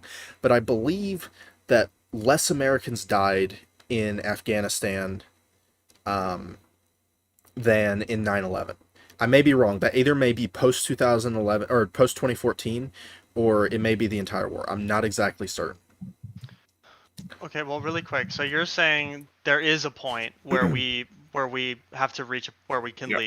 So it's a little different than like the moral assertion you're making, where like above all else, if a country really needs our help and we're the only people that can help them, that we have a moral obligation. That's all I was trying to say. Like, of course, like there probably is like a reasonable amount of like wiggle room where like we probably like are gonna stay there or we're gonna leave. But you were asserting that like America has a moral obligation, which gets into a whole like bed of worms, which is what I was trying to Right. attack. Well, I mean, what I'm saying with that, and what I'm countering is that, you know, the 90 to 90 giving $90 when we only have $100 example, like the point of exponential detriment to American citizens, we hadn't reached that point yet. What we did is we were supporting a country under our own will and willpower, and it wasn't at the detriment of our own people. We were helping another country for the sake of it. Okay. Debatable. I mean, if you ask the people whose son died in Afghanistan, they'll probably give you a different answer. But like, well, I did their understand son where you're sign coming up to go fight? Because I think they enrolled in the military. We haven't had a draft Well, since the 70s. Sure, but I mean, you're just saying like it's yeah. at no The detriment. war I mean, itself, though, is the problem. It's not just like the problem, like somebody's volunteering. Like I get it, gung ho, fuck yeah, America. But like, it's the issue of us being at war and staying there for that long. That's the problem. yeah. My problem is with like the appeal to like the emotional aspect of like I understand your experience and I like it's totally valid of like seeing these people, seeing these refugees, like how could we do this to a country? But at the same time, like you do also have to take into account like the probably hundreds of young men that got their bodies shipped back over to their like moms and dads and stuff, and like I could easily make the same emotional appeal. Can I say something, please? All right. Well, first of all, Ray, you were right. Around 500 less Americans have died in Afghanistan than 9/11. And this is not including the cancer-related deaths from 9/11, which are probably around 10,000. It's very possible, yeah. I also think there's about 2,400 military deaths in the war of Afghanistan. There's 18 CIA operatives, and there's 1,800 civilian contractors. So if we add all that stuff up, it's 4,200 people. That is still probably less than 9/11 because you see the number right now that says 2,997. I know this stuff because I'm Muslim myself. What does this have to do with anything? What is the 9/11 comparison? Let me finish. Okay, because Ray said we went there to save American lives from stuff like that. So. Well, I don't know if I agree with the premise, but okay. All right, go ahead. Let me finish. Okay, but like the cancer deaths that immediately resulted, or they resulted in years later, from inhaling the smoke or the robocalls from 9/11 would far exceed the 4,000 figure you're saying. What is the point of this? So the reason why we brought that up is because MF Boys was saying that we left in order to save American lives, when I'm saying that we went there in order to save American lives, and less Americans have died in the war of Afghanistan compared to what happened on 9/11, the reason why we went there in the first place. But do you think any Americans can die in Afghanistan if there are no Americans in Afghanistan? Well, no, okay. Why did we go to Afghanistan? I don't know. I think Cirque said it. I mean, there's a huge amount of political. No, why did we? Why did will to kill? You're saying why? Yeah, Taliban and obviously Osama. Yeah. Right? So, okay, we went there. Why was there that political will? What event happened in America? What event happened? 9/11. Yeah. Okay. 9/11. We went there because they came to our country, attacked our people, killed our people on our home soil. Okay. And then we killed Bin Laden. Yes, and I agree. We should have left after 2011, but we didn't. No, that's a totally separate thing. It's like We chose to stay train- there and support their country and build up their country and create a country that could hopefully be self-sustaining, increase their standard of living, and not hopefully throw is them the back to the wrong word. Taliban. But like again, we did. We spent like it's not the case that like we. Yeah, made we this, did like, because the president made the wrong decision and negotiated with terrorists. Well, no, you're kind of making like this is like almost like a LeBron thing where you're Storm. saying like he's coming and saying like I'm gonna give you guys 5 championships and then like 2 years later he leaves the team. That wasn't the case. We literally stayed there for like 10 years, 20 years. Like we went there and we're like, guys, we're gonna help you. We didn't leave like the next year. We truly like I don't know what arbitrary number you'd want to set. If you're talking about American laws, the whole reason we went there in the first place was because they were harboring terrorism. Even since we've left, they've been reopening like terrorism training facilities and stuff in Afghanistan. I mean, it was a proven fact. It was a proven fact that the reason why we chose to invade Afghanistan, like what God Gift is saying, is because they had terrorist training camps there. Afghanistan was a primary place where Al Qaeda was training their people and where they were locating their top people. Okay, yes, we know that it had a lot to do with Saudi Arabia now. Okay, and we completely ignored the role Saudi Arabia had. We should have thrown Saudi Arabia into the fucking ground. Okay, I'm not debating that. I think we should have done that. But we went into Afghanistan for a very serious and primary reason. But that cannot be denied. But if we achieved the goal, we achieved the goal. Okay, and we chose to stay there because the Afghani people wanted us, and because we decided to sit there and build their education, their infrastructure, their schools. Which we did. Okay. Right. Yeah. And then after like 20 years, we saw there was like really no surmountable change that was quantifiable. That is fundamentally false. That is fundamentally false. That is not why we left. We were not going to go to war with the Taliban. We just aren't going to do it. I don't understand this point. Like, we did go to war with the Taliban. We fought them for 20 years. I'm saying, why are we going to continue the war with the Taliban? Okay. If 10% of like Afghan society like supported the Taliban actively, like another 90% was completely like for the most part on board with what we were trying to do. Like, I don't understand how that's a failed idea. Like Storm and I don't know if you guys are both saying that like we just failed completely. That's just not the case. Like hundreds of thousands of people did want to work with us. Like most people in Afghanistan wanted to have democracy and like more freedom than the Taliban provided. So do you think that because a certain amount of people like approve of like, or they hypothetically, like if you ask them like, do you support like single payer healthcare, and like let's say 55% of the country says yes I do, then now we have single payer healthcare just automatically? Obviously not. So if everybody says like they don't like the Taliban, 90% of the country says we disavow. Well, just the saying, like you're saying there's no like progress. Well, because we didn't get rid of the Taliban. Like if 90% of the country may be against it, that doesn't mean we made any progress or that we like got any steps closer to like making this a more like normal country. Like, when we came to Afghanistan, right, there was no like public education. There was no opportunity for anything. It was an opium producing country. Their economy was so backwards. You're operating within the third world, though. Like you're saying, we helped it.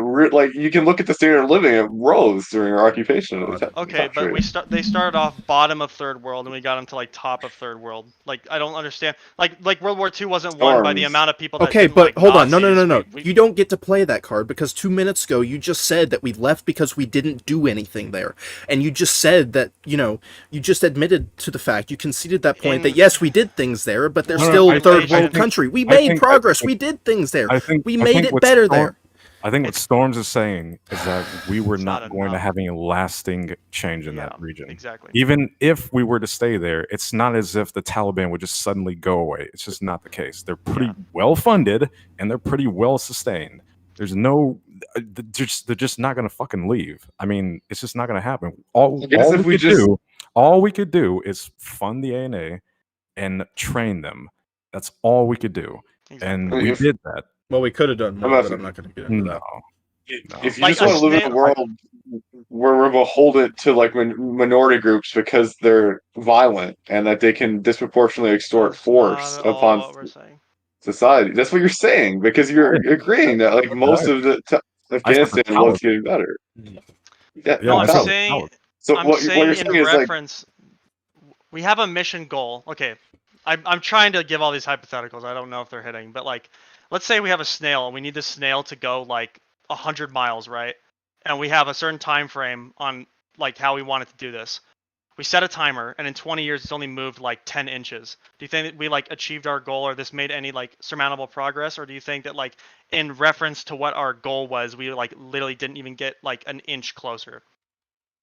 Like that's what I'm saying is it's not the fact that like Afghanistan is the exact same in like 1990 as it is today. I'm just saying we had a goal to make it a certain way and we didn't achieve that goal after 20 years. So we were like, okay, well obviously this is like not going to work out after 20 years unless there's like some random. I mean, let's add even more to that. Let's say we put like speed whales on the snail, and there's like a tiger who we keep like fighting off to like make sure the snail like reaches the end of the line. And at that point, the snail is like kind of like making some good progress. The speed is fine. We're still overlooking it a bit. And then after a while, we're like, you know what? Maybe you can make it. And then we just leave, and the it's just kind of what happens. The snail just gets fucking eaten. See, no, okay. You guys keep saying that, or Storm specifically keeps saying that, bringing up this analogy that we didn't do anything in Afghanistan, which is we didn't do enough in relation to what we wanted to do, is what my claim is. Well, okay, in what way? What way? We want Afghanistan to be self-sustaining and capable of defending itself against the Taliban. That was our goal. After we killed Osama bin Laden, this was our primary objective. Okay. That was never achieved, and it's clear and evident so that because right after we left, they fell in 3 days. This was a waste of time, a waste of taxpayer money, and a waste of our resources entirely by the military. That's what I'm saying. Okay, and how much of that... I'm going to bring up a different point here in a minute. But how much of that collapse in 3 days had to do with the fact that we just one day announced that we were leaving? And we that didn't one day. We gave a plan. We literally set out a plan for months in advance, and then Biden came into office, and then he kicked the plan down. Then why did the Afghanistan government say that it caught them off guard? Why did the ANA abandon their frontline post the moment we started withdrawing? How is that our fault? I mean, why does any military alliance fall ever? Why did France fall? Do you think they just wanted to, or do you think they were incapable in World War II? Obviously, yeah, they were incapable. What do you want me to say? Also, what do you think they're going to say after they get steamrolled after 3 days? Guys, we were totally prepared and we were ready for the challenge, and we just fucked up. Of course they're going to say they're going to put blame on somebody else. It doesn't make any sense. Okay. Well, anyways, the idea that we didn't do anything for Afghanistan, right? In relation to our mission goal. Okay, that's not. But in general, I don't care about the mission goal because we changed the mission goal about 40 fucking times while we were there. I'm not sure about that, but. Okay. Well, do you think at some point we didn't want them to be self-sustaining against the Taliban, or do you think from day one that was probably the primary objective? Primary objective was to kill Osama bin Laden day one. No, I mean afterwards. Obviously, we're operating in the post-Osama era at this point. The goal was, okay, we have this remaining force that seems to be like a bunch of bitches. We need you guys to be ready. That was the goal.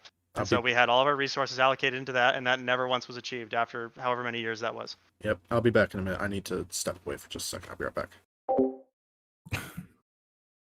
Yeah, I think Biden did as well as he could have done with that handling. I really think we just needed to leave. So he set a time, we met the time, and we left.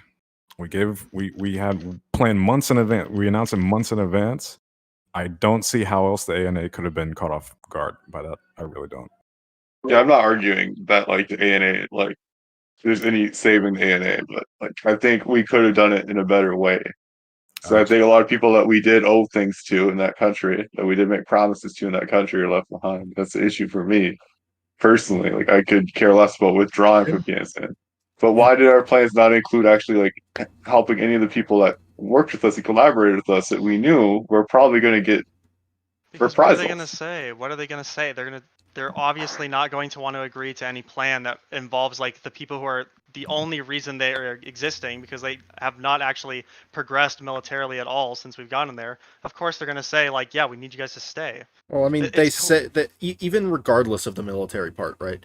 Even regardless of the fact, assuming that the whole reason they were being propped up and staying there, even though American troops hadn't been on the front lines for 8 years, that the only reason they were staying propped up was because of American presence and American troops, right? Assuming that was the case, right? then obviously it was. Okay, buddy. Let me finish, 3 please. days. Let me finish, please. Which is shut the fuck up. You still say continuously that we didn't do anything there. The country when we entered, we changed the goal 14 fucking times while we were there. Okay?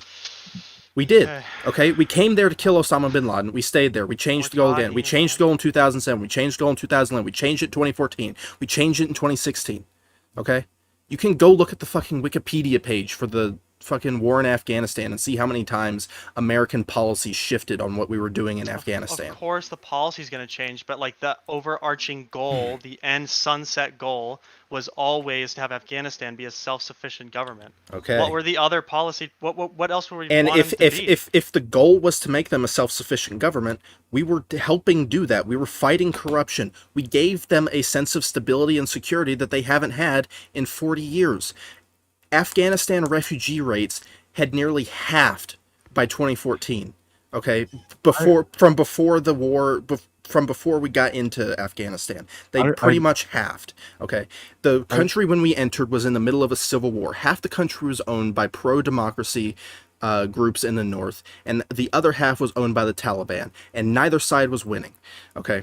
We gave them infrastructure, we gave them education, we gave them water security, we gave them food security, we fought corruption, we gave them a functioning government. We made a lot of progress in that country. Economically self-sufficient, yes. What? Economically self-sufficient, yes. I would love to see that. I think though we're getting away from a little bit of the main point. The main point is that the pullout that Biden did was a long time coming. Okay, Obama had started doing the drawdown groups, and at that point, fucking Trump had already made the deal, and so Biden, who previously had mentioned that we were going to leave Afghanistan if he became president, he goes into office and he does the damn thing. I just don't understand what else we could have possibly done in that scenario. Because we could have stayed another 20 years, and then maybe they would have been a little bit better, boys. They would have been they instead of like the water from the wells they had, they could have Dasani instead. That'd be based. That would be a lot better. So yeah, it would. So it's just like I don't. You're saying you want them to turn from what you described as bottom of the third world into a first world country on par with the West. Then what the hell are you saying? Why do you keep saying that we didn't make any fucking progress there? What the hell are you saying? In relation to the mission goal is to have a self. We changed the mission goal 14 fucking times while we were there. What are you on about? The mission goal is irrelevant. We changed it every fucking 2 years that we were in there. What mission goal? To make them self-sustaining? They were economically self-sustaining. Militarily self-sustaining? I think the last 10 years we were in Afghanistan, okay? After we had killed bin Laden, the point was to build a nation there, all right? Now, and we were doing that, weren't we? Look at the standards of living. Look at the infrastructure, the education, their government, water, food, security. Are you listening to what I'm saying, you fucking people? I am saying a very simple point that you people are trying to negate by saying we should have just left because we didn't do enough there. We weren't doing anything. We obviously fucking were. It is clear that we were. Okay? It is very clear. How much longer should we have stayed?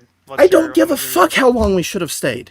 You're saying that we should have left. Forever. You are saying we should have left because we weren't doing anything there. Both of you are saying that for different reasons.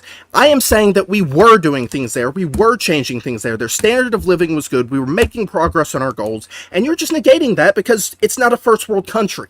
What the fuck are you saying? You're not listening to I am listening to what you're saying, and you're negating it because we didn't turn them into a self-sustaining first world country in 10 years. Don't have to be first world.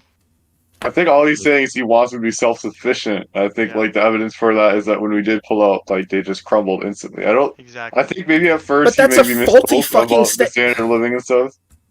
But that's true. They weren't self-sufficient, Ray, because we had to help them the entire time. If that's what Storm thinks the objective was, I guess that's true. Okay, then go build me a self-sufficient country in 10 years and tell me how that works out. If we put in the time and effort to do it, and they just don't sustain themselves, and with this with the Taliban and like basically fucking toppling them over, what the fuck else could we have done? I don't Dude, understand.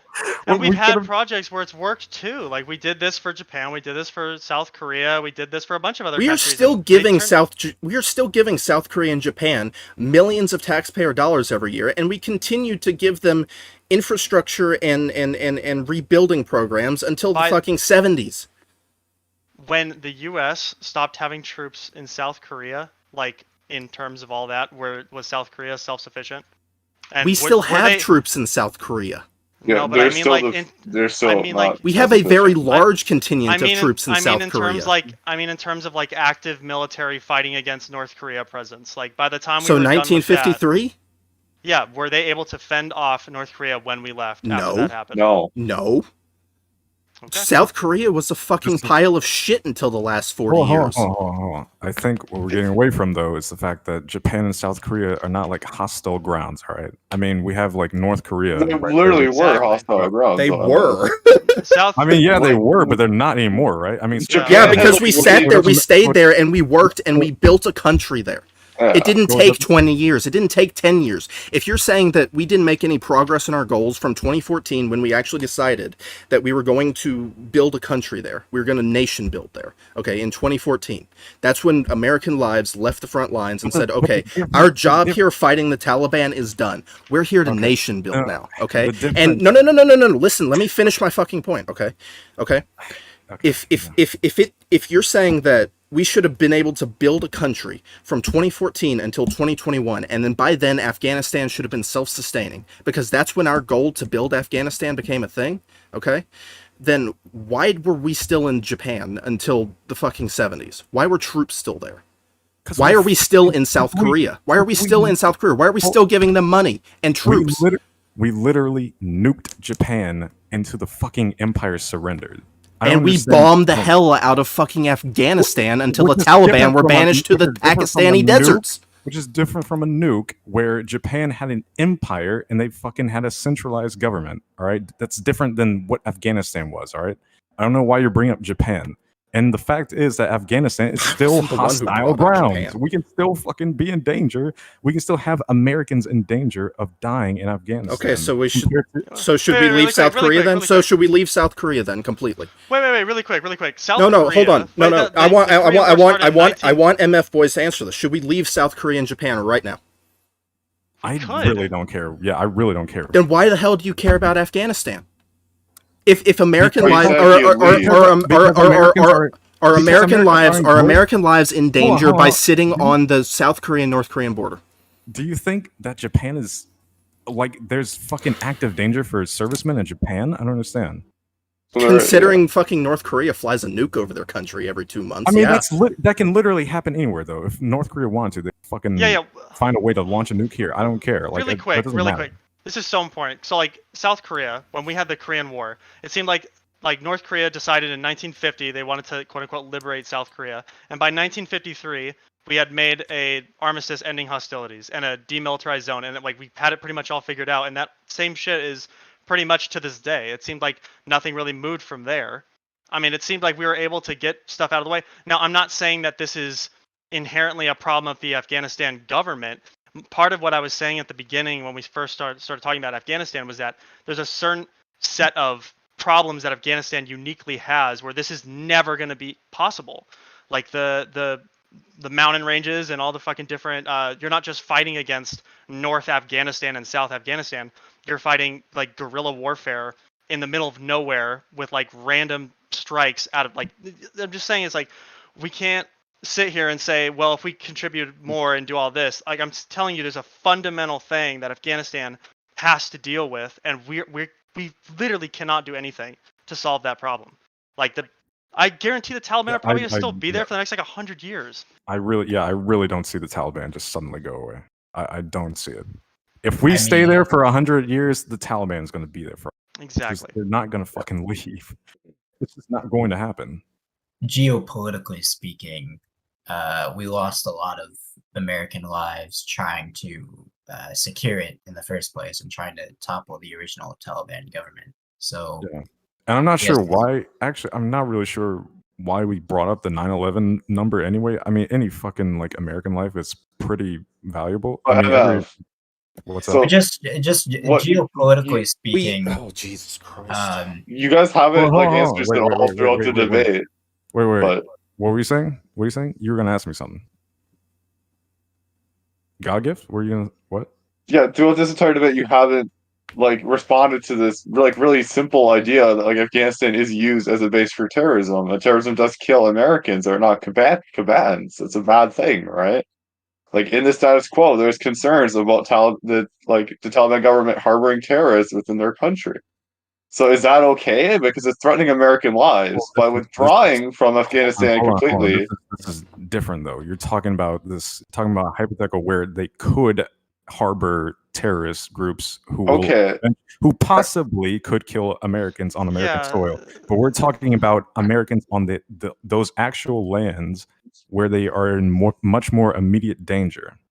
exactly. there's a difference there because those are combatants that are going there and signing up. They're not drafted. But when you allow like recognized terrorist groups to operate a country, which is what the Taliban are doing, it isn't like guesswork. This is true. There's within All right, Afghanistan, but you're talking since about we left, there's been possibility. more action from like ISIS cells in Afghanistan. Even You're talking this about is just you're talking about possibility though. I don't want to go over possibilities of this thing occurring. There's a everything greater we're talking about is no, possibility. there's a greater possibility of American lives being lost if we're still in those lands. That's what I'm saying. But there's a Yeah, like if difference, we though, MF, because those are combatants. Those are people that are signing up voluntarily to go to war. Like the difference, like the fundamental issue is like by leaving Afghanistan, we didn't leave in place any safeguards to stop it from becoming a terrorist training center again.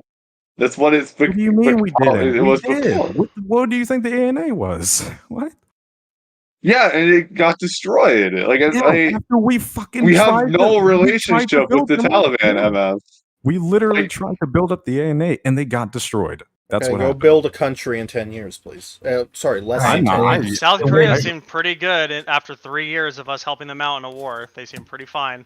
It would Because not again, have they're fighting a been- combatant. You have a that's fundamental essentially- misunderstanding of what was going on in South Korea if you think they were fine after 3 years of war. You have a when I say fine. Okay, I have to qualify. We Wait, I had have to we had an qualify this. armistice. We had an armistice that ended hostilities between North and South Korea. That's why there wasn't any further destruction on the Korean peninsula. Look at how long it took South Korea to become a developed nation after that. Look at it. Okay, North Korea was you're beating them in conflating every developed North Korea was nations beating into them in every self-sufficient. North Korea was beating South Korea in every single metric until the last 40 years. I'm just gonna bring up the same thing again when you're done. You're conflating whether or not they have like economic prosperity, whatever, with what I'm saying is South Korea was able to defend itself against No, North it Korea wasn't. after it we wasn't. No, the fuck it wasn't. Okay. The only people No. the only troops in that country propping up South Korea after 3 years of war were American Marines at the fucking 54th parallel, whatever the fuck the armistice And line South is. Korea also went through a lot of regime change, like over and over again, and they had a few dictators. But like that being said, we invested just so many lives and funds into removing the Taliban in the first place, and so in my opinion, like it would not have been anywhere near as much compared to what we already put in to have just stayed and to have tried to nation build there. You know, compared to the investment we've already made, you know, I don't see how that could be nearly as much of a problem. Yeah. All I'm saying when I'm bringing up South Korea is there's a certain set of goals and there's a primary objective. Whenever you go into one of these wars or whatever, where you're intervening into, I guess the Taliban aren't really like a nation, but whenever you have two disputes between two parties, you have a primary objective. And so South Korea, after 3 years, because of their situation, because North Korea is its own state, because it has its completely own borders and everything, we were able after 3 years to make some pretty easy movements to make it so that North Korea from there on out was really never going to have any chance of like invading and doing significant Fundamentally harm. false. Okay, I mean they can nuke and everything, but that's like a whole separate thing. South But in Korea did not Afghanistan- Sorry, go ahead. No, we're not. Again, I'm not talking about like. So I'll concede that maybe South Korea on its own, without any like American help, probably wouldn't have been able to defend itself. So it's a But what I'm false saying- so it's a false analogy then. Go ahead. Well, no, what I'm saying is that if you look at like, if we're talking about like aid that we give countries, generally what we look at is, okay, we have a common enemy that we're fighting against, and we're gonna help you out for this amount of time, and by this amount of time, the reality of this being like an actual thing that you have to deal with every day should be gone. And the problem fundamentally with Afghanistan is that this is like impossible to do. Like the Taliban aren't, again, they're not a people that you can go and reason with. It's like that's why like the whole quote is of like you don't like talk to terrorists or whatever the fuck. Is because fundamentally it's not like anybody who has to answer to like any state or country or whatever. And that's what I'm saying is like, Storms. yeah, go ahead. Do you like support like US aid to Israel? Like, No, because again, if we were to not help them, and we're in the same problem as Afghanistan, where Israel has a fundamental problem that no amount of aid or support or anything can help. I mean, there's probably people smarter than me will probably know better ways that we can probably help carve out areas that, Jewish people should be and Palestinians, whatever. But like fundamentally, why are we spending so much time trying to fix an issue that has nothing to do with aid or weapons or money or assets or anything? It has all to do with like the fundamental principles of this entire region. Like there's nothing we can do. Like America can't sit here and play therapist with these countries. It's like these are, dude, like if you talk to Jewish people or Muslim people, I mean, they'll literally quote shit that happened like 400 years ago as to why they're like genociding these people in the streets. Like there's nothing so we you're can saying do. the issue's a mindset, right, Storms? Well, it's just like the way of life. It's just like we But can't when we reason. came to Afghanistan, they were backwards, and their way of life did liberalize, and a lot of those people did genuinely believe in that. So we were making progress on changing your social outlook and attitudes. If that's part of the issue, and you think it's a prerequisite to solving their issues, that was already happening, Well, it's wasn't necessary it? but not sufficient because you can't convince the other side, is what I'm saying. Whereas in But North if Korea, the other South side's Korea, ten I'm percent saying, of the population, like I don't see why. yeah, but they It, hold like, apparently they held way more than the majority of power if they were able to topple the regime in okay, 3 days. As I'm just saying is like there needs to be a common, like, okay, America wasn't able to get back the South because we just like went in and dominated them. Part of it was like we were able to convince them to come back into the Union and like be a nation again. But we can't do that with Afghanistan. We can't go and talk to the Taliban and be like, all right, guys, like we'll give you this area and like you guys will be cool with like the Afghanistani government, right? They'll be like, fuck no. The problem that we have with the Afghanistani government is that they let women go to school and they let women have rights and drive and everything, and we believe that from God that's like something that is inherently evil and we have to exterminate them. This isn't But like if something we you can like build a nation's economy and you build a nation's infrastructure, that will fizzle out over time. That's I mean, almost clearly like not. the I Ku mean, Klux unless you Klan want in to say America. 100 years, maybe, but clearly not in 20 years. We did enough. I'm saying like we It's can't reach the it's goal. a domestic terrorist organization, though, and I mean the issue is, well, for me at least, is that we're never going to get Afghanistan back as an ally, and the Afghanistan citizens are never going to have a normal government again And that's a without. shame. I don't think anybody is gonna like shame. So I have a More, question. yeah. Mainly for Storms, but MF, you can answer it too. Okay. If we did not make any progress on our goal to make Afghanistan a self-sufficient nation, then when should we have left? How long should it have taken for us to accomplish that goal? I mean, it really comes down to the And be able to eliminate the threats and all that. I mean, what do you mean by like when should we have left if it wasn't when we did? Is that what you're asking me? I mean, just so okay. Let me rephrase. So we adopted the goal of going in there to create a self-sufficient country that could defend against the Taliban, right? That's like the point you're making, or were making earlier. How long should it have taken us to do that before we withdrew? Before we like had an ultimatum, like, okay, if you have not done anything, then we're leaving now, or if you have done something, then we're leaving anyway because you're self-sufficient. Well, hopefully any time within the time we were there. I'm not going to be able to give you like a step-by-step, like like here's the 5-year plan, but like clearly I mean, I'm just asking for a general time frame. So you're saying about 7 years? No, I'm just saying it should have happened at some point within those 20 years. I'm not going to be able to give you... 20 years is a fundamental falsehood because we didn't adopt the goal of building a self-sustaining... Okay, so 10 years. I think, so within those 10 years. Okay, it's 10 years. I think as long as we put in the effort to do it, I think that's it's going to be different. Important to what's going on. So now. 10 years, right? 10 years. Well, no, I'm saying within those 10 years, there should have been some amount of change. But again, it's all going to be arbitrary because you don't really know like all the individual circumstances of every single region and every country and what they're going through. I'm just saying, clearly, we put a significant amount of time in, and they were literally like a decimal into the ability of being able to protect themselves. I mean, 3 days is a joke. I mean, we thought Ukraine was bad, but they seemed at least like somewhat, a couple months maybe without our help. But like 3 days is like, that is insane. That is an absolute joke. Okay. So that's all I'm saying. Okay. So about 10 years-ish to build a self-sustaining country that can defend itself against its primary enemy, right? Well, no, but I mean, generally, that's what you're saying, right? We should put a time limit on how long it takes to nation build a country. The reason I'm bringing this up, right, is because I'm going to go back to South Korea for a moment. When we signed that armistice in 1953, the South Korean army was practically non-existent. And it continued to stay non-existent because the country kept having political instability and kept overthrowing itself and having different governments and constitutions and authoritarian dictators and all that until hold on, let me get the actual number. Give me 1 second. 1988 is when the current government of South Korea came in and when they actually had a democratic government. So it was 35 years after the armistice was signed before South Korea had a democratic government, a stable democratic government that was able to build a military to withstand North Korea. Prior to that, South Korea was being beaten out by North Korea in virtually every metric in terms of standard of living, military statistics, education, infrastructure, anything. Okay, it was a hellhole. It was a third world hellhole. Okay, that's why I keep saying until the last 40 years.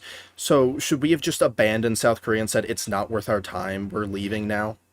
No, because it seems within 3 years we were able to reach some sort of agreement with North Korea where we could then build the country up from South Korea and without threat of being invaded constantly. The main reason why that armistice happened was so there wouldn't be a nuclear war between the United States and China. But it seems like there was an agreement. But we were at war. I mean, we agreed for peace, right? At that point. Yeah, but okay, but assuming so we had when the Doha Agreement was created. Sark, you know more probably about this than I do. If you're still here, no, he's not. Never mind. But somebody correct me if I'm wrong. Google this. Feel free to Google it. Whatever. When the Doha Agreement was signed and until we withdrew, there was a ceasefire agreement between the United States and with the Taliban. With what? With what was the main thing that the Taliban wanted for that ceasefire to continue? I don't fucking know. All I know is there's a ceasefire. Us to leave Afghanistan. That was the whole point. See, now I would agree if we made a ceasefire with the Taliban that said, listen, you're not going to harm anybody in the Afghanistani government, whatever, and we're allowed to stay here and build them up for the next 40 years. I would be 100% on board because then there's no carve out these lands for, I don't know, you people do whatever you want there as your own sovereign portion, but we're gonna stay in this area and we're gonna nation build. If we had a peace agreement to well, we didn't have a peace agreement to nation build in South Korea, but we did it anyway, didn't we? Well, yeah, we did. No, we had we didn't. The armistice was not the final peace agreement. That was an armistice to say, but it ended hostilities, which is the most important part. That's the entire point. I mean, you can have an official peace agreement where you say we're no longer at war, but the pragmatic point is that you're not going to be getting shot at while you're trying to teach kids language and basic shit. That's the point. What I'm trying to make. But that's not what I'm saying. That wasn't what the armistice in South Korea was. Have an enemy like that. What's up? That's not what the armistice in South Korea was about either. Okay, you tell us what the armistice was. What was the armistice? It was it wasn't anything about nation building or not shooting people in school or whatever like that. That was nothing to do with the armistice. Hostilities. Yeah, and it was the prelude. It was a prelude to the final peace agreement, which never happened. So did it or did it not end hostilities? That's the definition of an armistice, isn't it? Well, I mean, technically, So- if you want to get really semantical about it, no, it did not end hostilities. Well, It no, ended did it combat. end- It ended combative fighting for a while, which flared up every now and then. But no, Okay, it didn't end hostilities. In context of an armistice, when they say ending hostilities, they mean not shooting at each other. And they're not going to say you guys are best friends now. But the point of what I'm trying to say is that they're not shooting at each other. That's what I'm trying to say. Well, And that's okay, a far wait, different even if we environment had to been- nation building than Afghanistan. Even So if we wait. had been shooting at each other, it would not have costed nearly as many American lives as had already been spent displacing the Taliban in the first place. So why is that? There would have probably been more American lives lost, in the tens. But why is that a problem when it's, in all things considered, a small price to pay for maintaining the whole nation? That's a really strange philosophical question. Are people dying? It's not that big of a deal. I don't know how to answer that. Well, We don't want I anybody don't mean dying it for like- Afghanistan. No, I mean, I don't mean it like, I don't know if I would say it's not a big deal, but it's like compared to what we've already sacrificed for Afghanistan. Why? I mean, it's kind of a sunk Well- cost fallacy, though. Yeah, well, we sacrificed a lot to kill Osama bin Laden, which was very much worth in our mind. But we don't want to sacrifice a bunch of people for just nation building.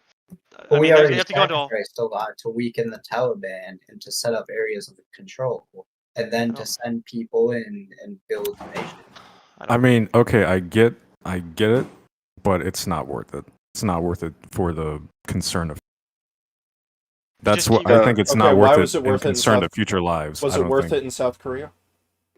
I don't know mean, why you keep to bringing up me, South we've Korea. Why do already you keep made bringing up most South of Korea? the Wait, what do you reason mean I it's keep worth bringing it? up South Korea, okay, the reason I keep bringing up South Korea is because we spent hundreds of billions of dollars in South Korea, and we still have troops there to this day to protect their country and defend them, but we won't dedicate 2,000 troops to aerial the thing bomb is, the we Taliban can't in get any Afghanistan. But the- ceasefire or anything with the Taliban. It's a totally different enemy.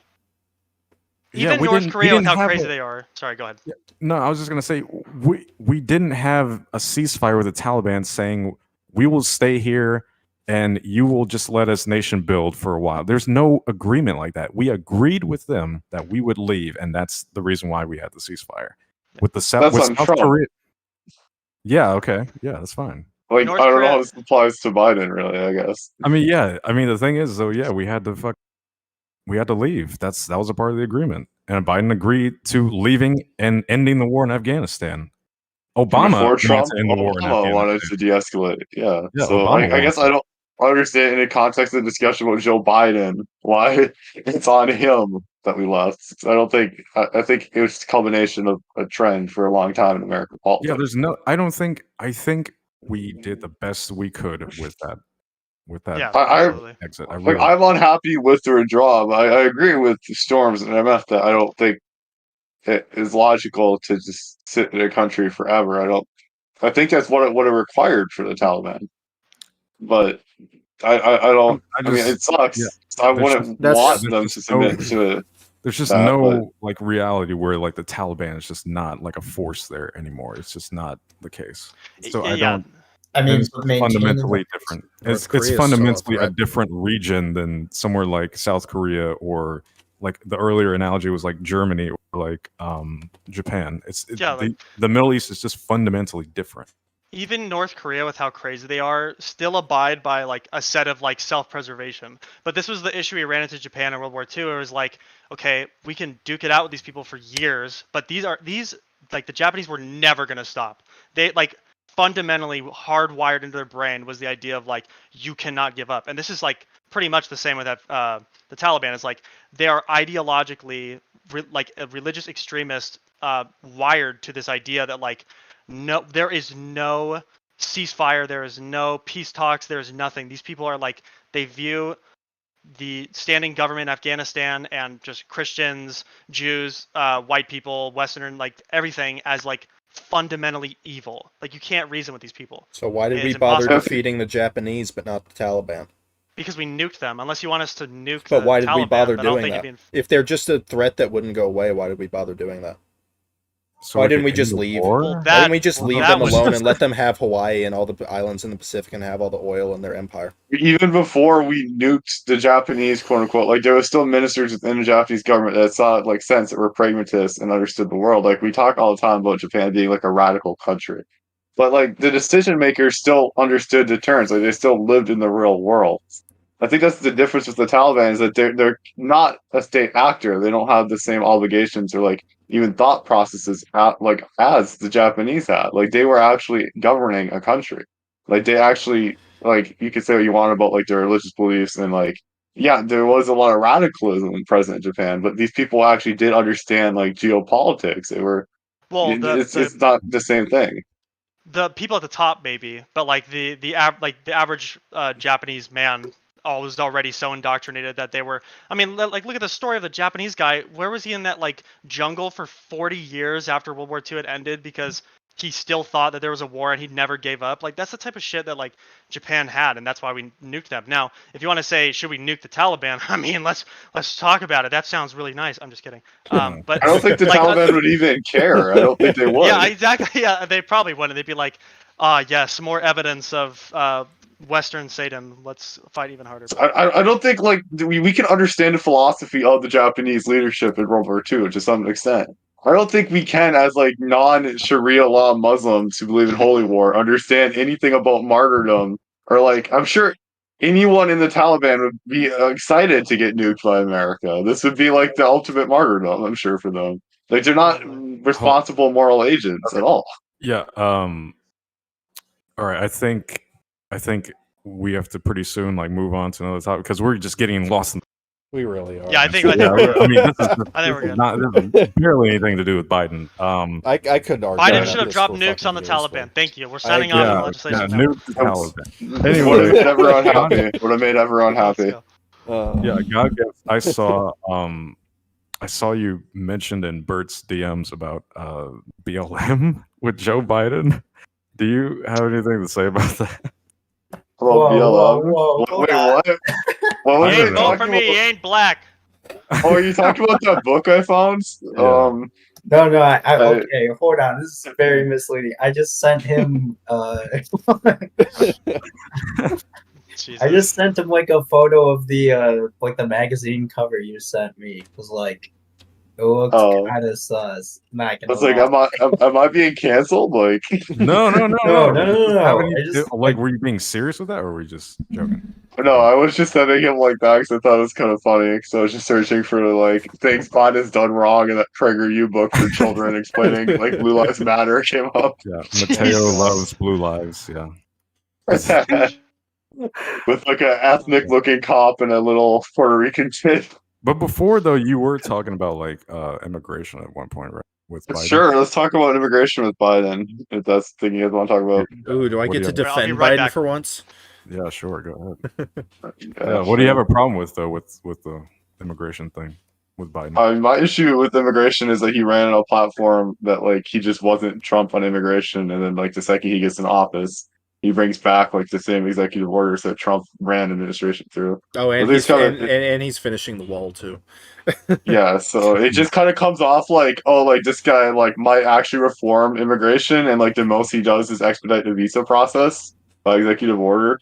So like to me, it's just a really disingenuous like political thing, and I don't even think any Democrats or like people on the left are claiming immigration as a success under him.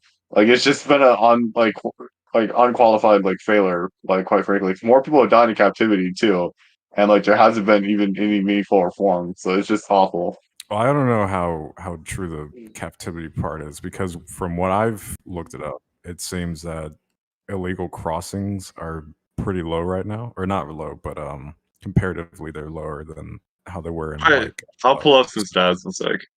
Yeah. So I'm not sure about the death part. Okay, so according to Newsweek, okay, I'll actually get the direct source before I just cite this, but Yeah. But International Organization for Migration Missing Migrants Project, over 650 migrants died to U.S.-Mexico border in 2021. It's a 24% jump from the previous high in the entire administration of Donald Trump of 524 posted in 2019 prior to the pandemic. How much So or how recent is this? this was 2021. How much of that could be attributed to COVID? I don't really think it would be a really significant amount. Like the people walking to like the U.S. border, like yeah, there is some elderly and at-risk individuals, but most of them are generally younger. I'm sure the average age for an illegal immigrant's probably like lower than the mean average for like the age of an American. Well, I mean, do you have the numbers on like the ages, like the age groups of the people who died? All right, so since the start of 2022, there was 609, and this was in July, so halfway through is 609 in 2022, which is, I think we can No, agree, no, 2022 is after the COVID pandemic for the most part. no. I mean, the age groups. Okay, no, I don't have the age groups in this Newsweek article. Well, I feel like that's Here an we- important thing because I feel like if we're talking about COVID and how COVID could have possibly impacted deaths in 2021, I feel like that's some. Yeah, that's pretty why it important changed the sample of 2022, and it's the same trend. It's still higher in 2022 than it was under Trump. Is it still continuing in 2023?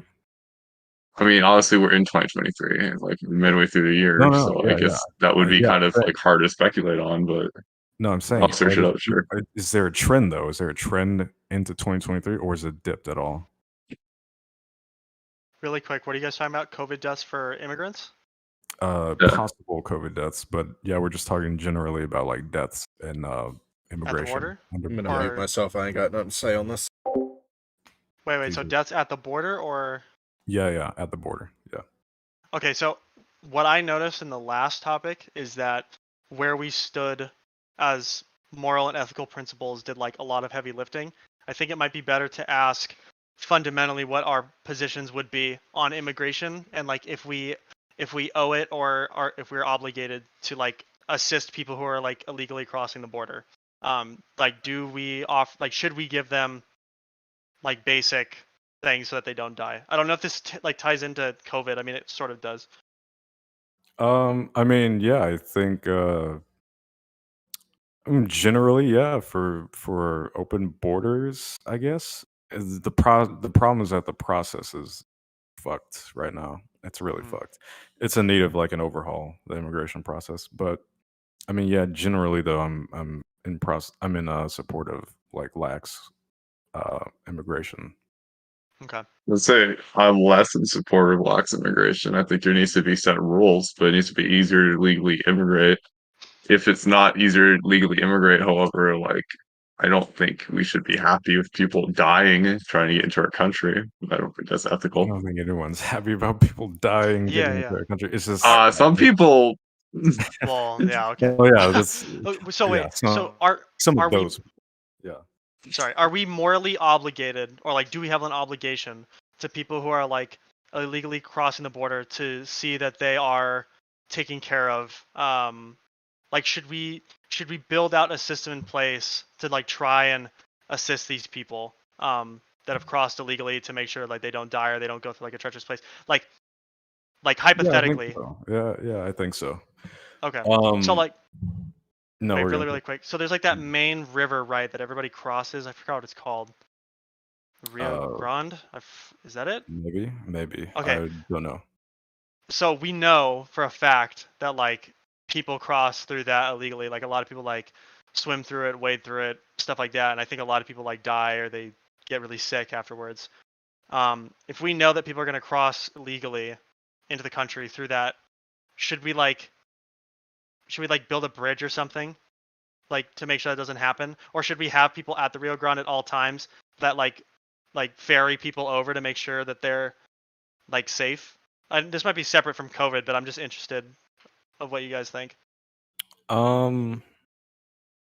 Yeah, I don't know. I don't think we necessarily have an obligation to do that per se, because the whole thing is like we're supposed to like deter people from crossing illegally. But Yes, yeah, I don't know. my I thing. think the greater obligation is to streamline our fucking immigration. Go ahead. I agree with that, but like I think part of the issue is like when we put people in captivity, like obviously there's not most of these deaths don't come from people that are in ICE detention centers or whatever. But we're still putting these people in captivity for sometimes months on ends, waiting for trials that they're probably just going to get denied at anyways.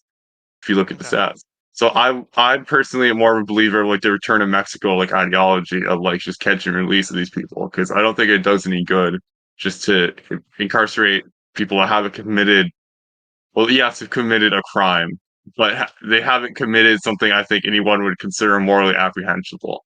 And then to incarcerate them for months while they're waiting for a trial that they're likely to be denied from, and then release them, and then they're still likely to try to come back in anyways. Like, I just don't see that's productive at all. I think that's a waste of time. That's where I think our government should be doing a better job of just like either make these trials mean something, like actually provide path to citizenship for these people that they detain, or just send them back to Mexico. But I think we do that though, right? I think we do. Well, we don't provide them with a direct path of like citizenship per se, but like yeah, we're sort of giving them a way to do legal immigration through like work visas and stuff through the recent app that they launched. Well, God gives saying is that he doesn't necessarily like he's not necessarily saying that we don't give them any path to citizenship. He's saying that he doesn't like the system we have in place, like the policy of like in like before we even try doing that, we like basically incarcerate people for like months, and like it's a whole lockstep process where people like instead of catching them on the border, trying and cut me off, God gift, if I'm misrepresenting you at any time. But like God gift, what I would imagine you say you'd rather have is like if we catch people crossing illegally, we tell them like you guys got to go back. We drive them back over. We put them back in Mexico instead of like taking them, putting them in incarceration, and then doing that again after like 5 months. Yeah, and well, in Mexico, they do have access to like the American consulate and stuff. Like there is paths that they can figure that out while in Mexico instead of staying in incarceration. And I mean, I just don't think most people want to sit in incarceration for months awaiting trial. I think that's the issue. I think immigrants would rather just be released back into Mexico and like But just I think have a quick talk about expectations with Border Patrol. A lot of people don't know how they would even go about it, and like maybe sent in a direction and sent back. yeah, I think though, I think even when we like catch and release them back to Mexico, they still attempt to like they come back to still try to cross over. I'm sure if you release them from prison and or like detainment, and then like you deny their like refugee status or whatever they're trying to apply for, you deny that, they're probably likely to come back too. I guess I don't see the difference. I don't think that's mutually exclusive. Yeah. Would you rather just incarcerate all illegals so that they don't come back within the country? Because they're probably going to come back if you deny them.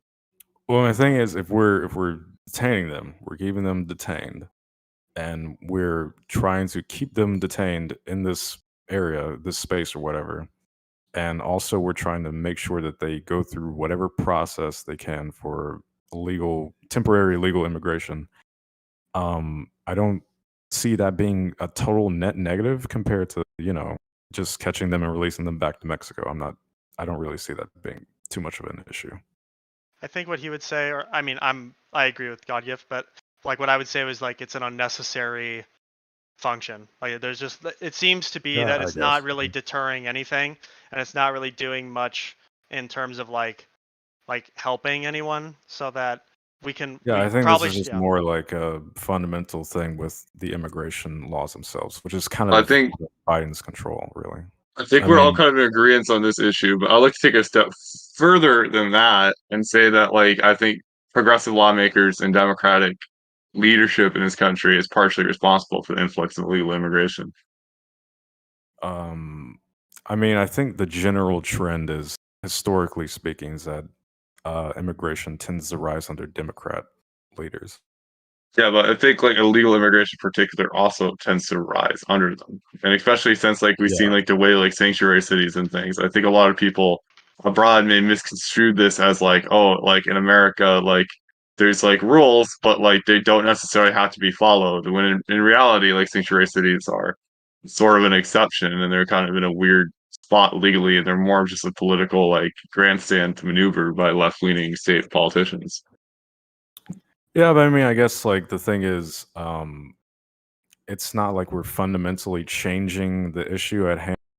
I mean, even if there's more illegal immigration, more of an influx of illegal immigrants under Democrat leaders, we're still going to deal with like the problem of like immigration. It's just not it's not something that's going to change unless we like If have if you can see that Democratic leadership like leads to more illegal immigration, like I think that's a bad thing. I don't know if it leads. I don't know if it leads to that. That's what I'm saying. I think they just tend. I think that just tends to happen because the general sentiment with migrants is that Democrats are a little easier on immigrants than Republicans are. And that's because they build that image. That's entirely justified from the feel that way. Well, my guess would be is that like what we're talking about, where we want immigration laws to be a little bit like easier to become and get citizenship.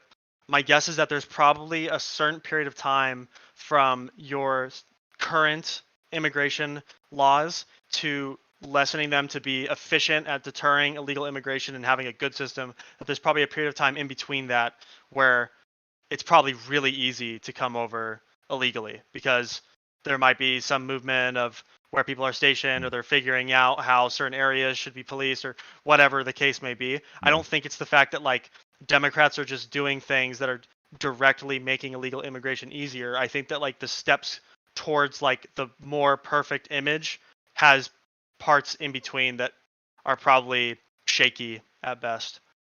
Yeah, I mean, guess. I don't think it's really like the case though. I mean, I really don't think it's the I think it's the case that like Biden's like doing something to like inherently bring about all these illegal immigrants. And I In don't fact, he's think been a lot stronger, hasn't he? He's been about as strong as Trump has, yeah. Yeah. So As of late, yeah. He's been about what's that? That's another issue I have with it, is that like also like they're misrepresenting their policy on immigration. Like when Trump was in office, the Democratic Party was like completely bashing things like return to Mexico. And then I think even now though, you have like Democrats who are criticizing Biden for being just as strong on immigration.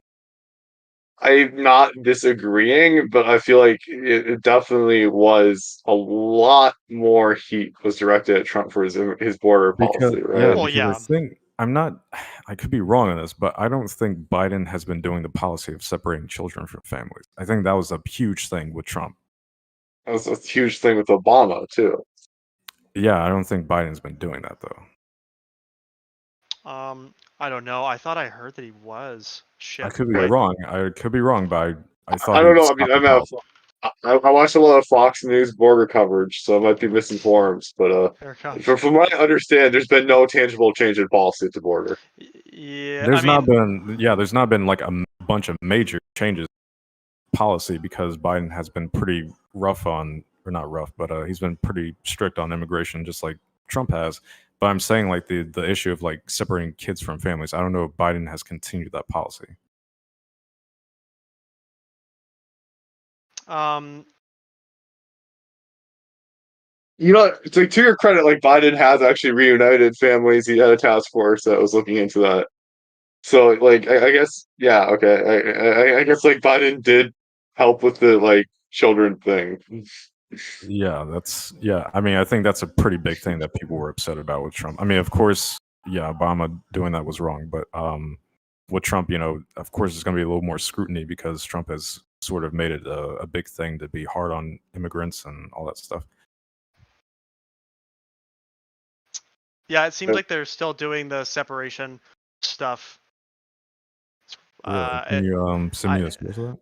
Yeah, they're like two like small things. They're like anecdotal. I don't know if these are true. I'm just like I looked these up. There's this one, and then the National Immigrant Justice. Well, Gaga, what were you just talking about? Like was it or agency helping reunite kids with families? What was it? You made a task force that was reunited 400 migrant families separated under Trump's administration. Okay, and it was the Family Reunification Task Force. Are they still around? Are they still existing? It seems like that was more of a 2021 thing. That's just kind of fizzled out. And that's not to say that like he hasn't like separated more children from families, but that is to say that like I like it's true. Like he has objectively like done something, and what there's like 400 people is definitely not insignificant. These things are gonna come down to, again, this is like the really boring answer, but like the border, for example, all these changes are gonna come down to like whether or not people care enough. Like, I just don't think that like the average person cares that much about these this issue, and so we're probably not going to see like the president once he comes into office be like pushing really hard. What we've seen a shit ton of is like the economy and everything, and that's why most of his legislation has come around like creating jobs and reducing inflation and reducing all that Yeah, shit. that's another thing. God give, do you have like an issue at all? Like do you have an issue at all with like any of the bipartisan stuff Biden has done, or What bipartisan stuff? like the infrastructure bill? The infrastructure bill, I would really struggle to call that bipartisan. There's Wait, what did you say? the I mean, like, infrastructure bill, the Inflation Reduction, Chips and Science Act, the PACT Act, Well, Act, yeah, yeah, sorry, Rescue Plan. the Inflation Reduction Act wasn't partisan. That was party lines, but yeah, you had the infrastructure bill, the Chips Act, you had the gun bill that they did. I think Those the CHIPS Act is fine. I think it's a good idea to invest in the American economy, Yeah. And wasn't like the directly PACT creating jobs. wasn't the PACT like unanimous or some shit? Because that was on more protections for veterans, right? Was that what this was? I'm not familiar with that one. The PACT, is that what you said? Yeah. I'm not sure about that one. But yeah, I think like the CHIPS Act is pretty fucking good. I think the infrastructure bill is pretty good. The gun bill is pretty nice, unexpected. Wait, really I quick. don't know, The PACT was provides eligibility for Department of Veteran Affairs to veterans who have. So it's like outlining more specific things that like veterans have been exposed to or have had to like allow them to have more access to medical care. I think that's what it was, and I think only 11 Republicans voted against it. Okay, cool. The issue was with the Inflation Act. I do remember following this one a bit more. So I guess this one I had an issue with because the express purpose was to limit inflation, and like a lot of Republican lawmakers, especially like in the debate process, like had some really good points. Like the Congressional like Research Office and like a bunch of other like think tanks that both parties were deferring to and were waiting for at different points throughout this entire process. We're saying that like no, like this isn't actually going to help with inflation. It's going to just increase national debt, like a really awful rate. And I'm not saying that like it would change any kind of like minds or anything. Like obviously, like there's think tanks on both sides, but like I kind of felt like the consensus among like nonpartisan, as as nonpartisan as you can get, was that the Inflation Act was kind of a miss on actually addressing inflation. I think that's evident by the fact that we still have rising inflation today. Well, I don't think it's solved the no, we issue. don't. Well, inflation is probably starting to stunt a little bit, but no, it's already like it's like historically low. It's at 2.97. Okay. Yeah. Hold on. Wait. About the inflation thing with the Inflation Reduction Act. I think one of the things that helps it is the fact that it's giving money to the IRS. All right, and the IRS, I know everybody's like taxation is theft, whatever, based, but it's just the fact that like if you have more money towards the IRS and IRS agents, you're going to see a gain in like what the government gets from taxes, because you're investigating people, you're pursuing people who have been able to dodge taxes, basically. The IRS thing? Yeah. Okay. Yeah, okay. I find it very hilarious that it was called the Inflation Reduction Act because it had nothing to do with inflation. Almost actually nothing to do with inflation. When you actually like look at it, when you reduce deficit, all right, that can contribute to it reduced the deficit by $25 billion. We have a $23 trillion economy that is insignificant. I mean, the thing is, right? Like eliminate that, right? The thing about the deficit and government spending is that I'm not an economist, but I personally think that the link between, like, just saying that there's a complete outright link between government spending and inflation is just fundamentally false. Like if the government just spends on like some fucking program, that doesn't necessarily increase inflation. Like it depends whether or not the money that the government is spending, or if the government has chosen to take in less revenue, if that money is instead going into people's pockets. That is what drives inflation, not just government spending in general. So, the deficit thing doesn't really add up to me. Yeah. Wait, really quick. The Inflation Reduction Act was passed and signed into law in August in 2022, where the inflation rate was at 8.26%, and today, or just the last month, we're now at 2.9%. So I'd say it did a I don't think pretty that's damn good because job. of the Inflation Reduction Act. I think in general, the economy is just recovering pretty healthily. Yeah, I don't think it had anything to do with the IRA.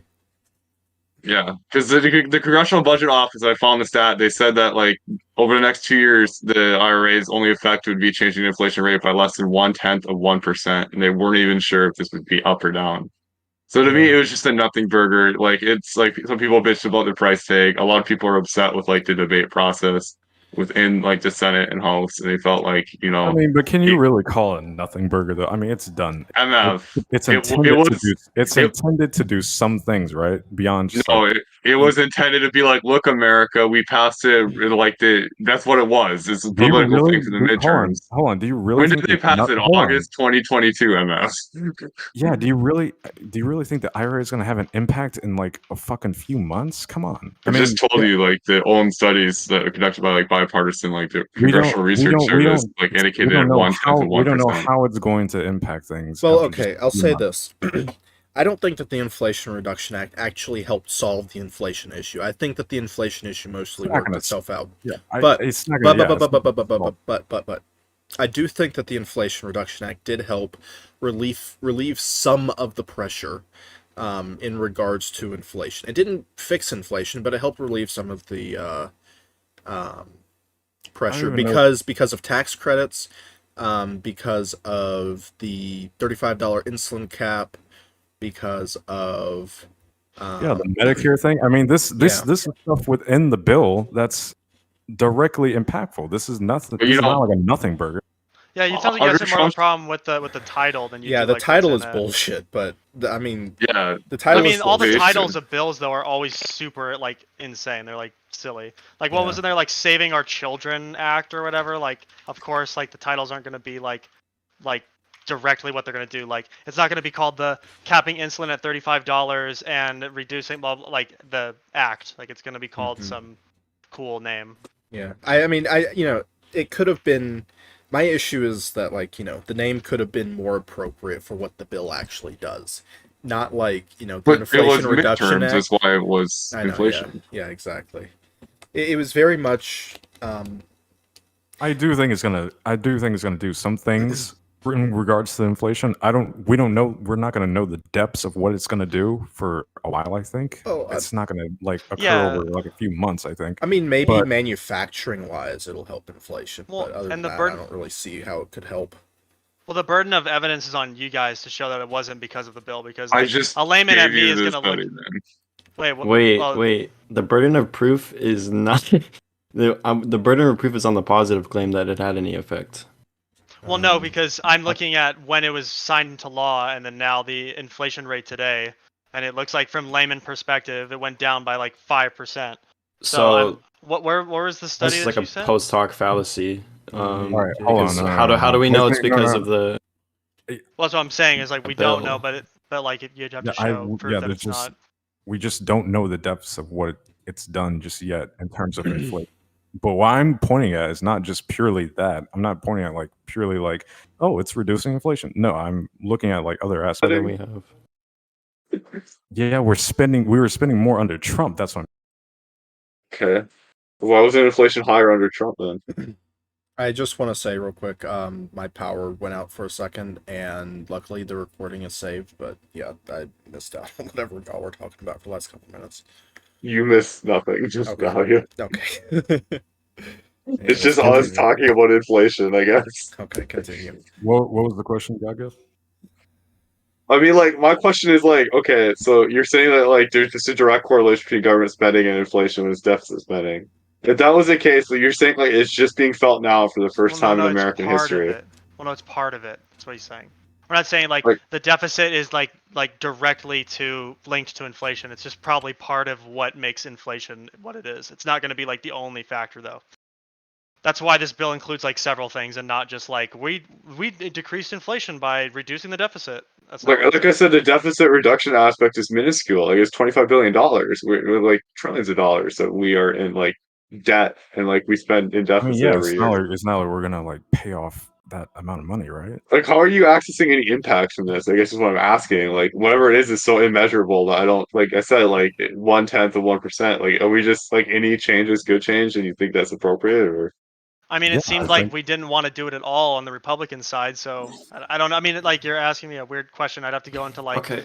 the actual stats of it, but So I'm not heavy into monetary economics, but what I do know is that the relationship between how we deal with the deficit and how we take in tax money is not a it's a very nuanced issue. It's not as simple as this because you have to take into account um, how like things like treasury bonds even play a role into because I'm reading this quote right here. So deficits mean that the federal government is spending more than it is taking in taxes. Those deficits can be financed in two ways. If they are financed by selling treasury bonds to the public, then the deficits are not inflationary. No new money is created. People and institutions simply draw down their bank deposits to pay for the bonds, and the treasury spends that money. Money has simply been transferred from the public to the treasury, and then the money is spent on other members of the public. So there's one way where we can it's not a direct relationship between taking in tax money and using that for the deficit. It's not a direct relationship. so. What was the point of bringing up the?